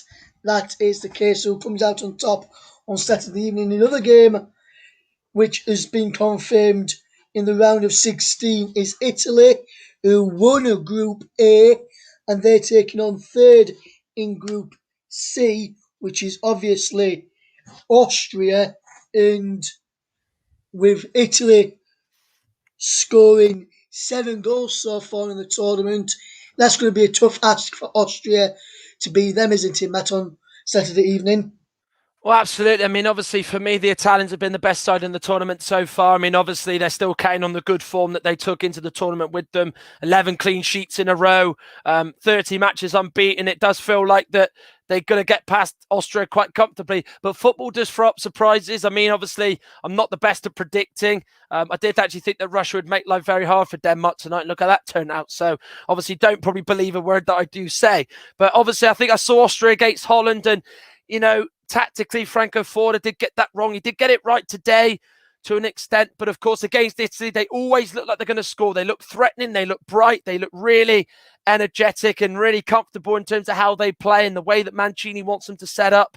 So obviously, Austria have got to, first and foremost, just do everything they can to stop Italy before they can be good just as themselves. Yes, and that's all we've got time for tonight. But before I do finally wrap up, Matt, prediction for England match tomorrow. Can England win tomorrow and top the group, or do you reckon England will come second in their group tomorrow? You really like to hang me out to try, don't you, Russ? I did say I'm not good at predictions, so I'm probably going to get this one mentally wrong. But I could see it being a real tight affair. I think people, especially in the England camp, Gareth Southgate, are going to take Czech Republic not to be lighter than what they would before. I mean, obviously 4 points in the 2 games, and they have done well in those 2 games at Hampden Park. Of course, they've beaten England over the last sort of 2 years as well, and of course they beat them in Prague to win 2-1 in that Euro qualifier. So Jaroslav Šilhavý's side won't be an easy test. They'll be difficult to play. They're set up well. They've got one of the top scorers in the tournament in Patrick Schick. Lukaku and Ronaldo as well have got 3, so he's going to be a threat. They've got some decent players. They're an all-round sort of hard-working side. So I think they could be frustrating England again. But, you know, England we haven't seen the best of yet. We still need to see it. So I'm going to expect a tight affair. I'm going to go with 2-1 to England tomorrow. But, of course, I'm going to say it again. I wouldn't be surprised if Czech Republic did come here and get a 1-1 draw. And, you know, more importantly, just, you know, go through and be sort of joint group winners, but effectively go through and be the winners in the group, because obviously they've got a better goal difference than England going into the game, haven't they? So if they get a draw, they're top. And then, of course, they get to play second in Group F. Yes, that is correct, Matt. So I'm going to let you go now, Matt. Thank you very much for joining us this evening. Thank you to everyone who's listened on the commentary hub as well from all of us here. Good night.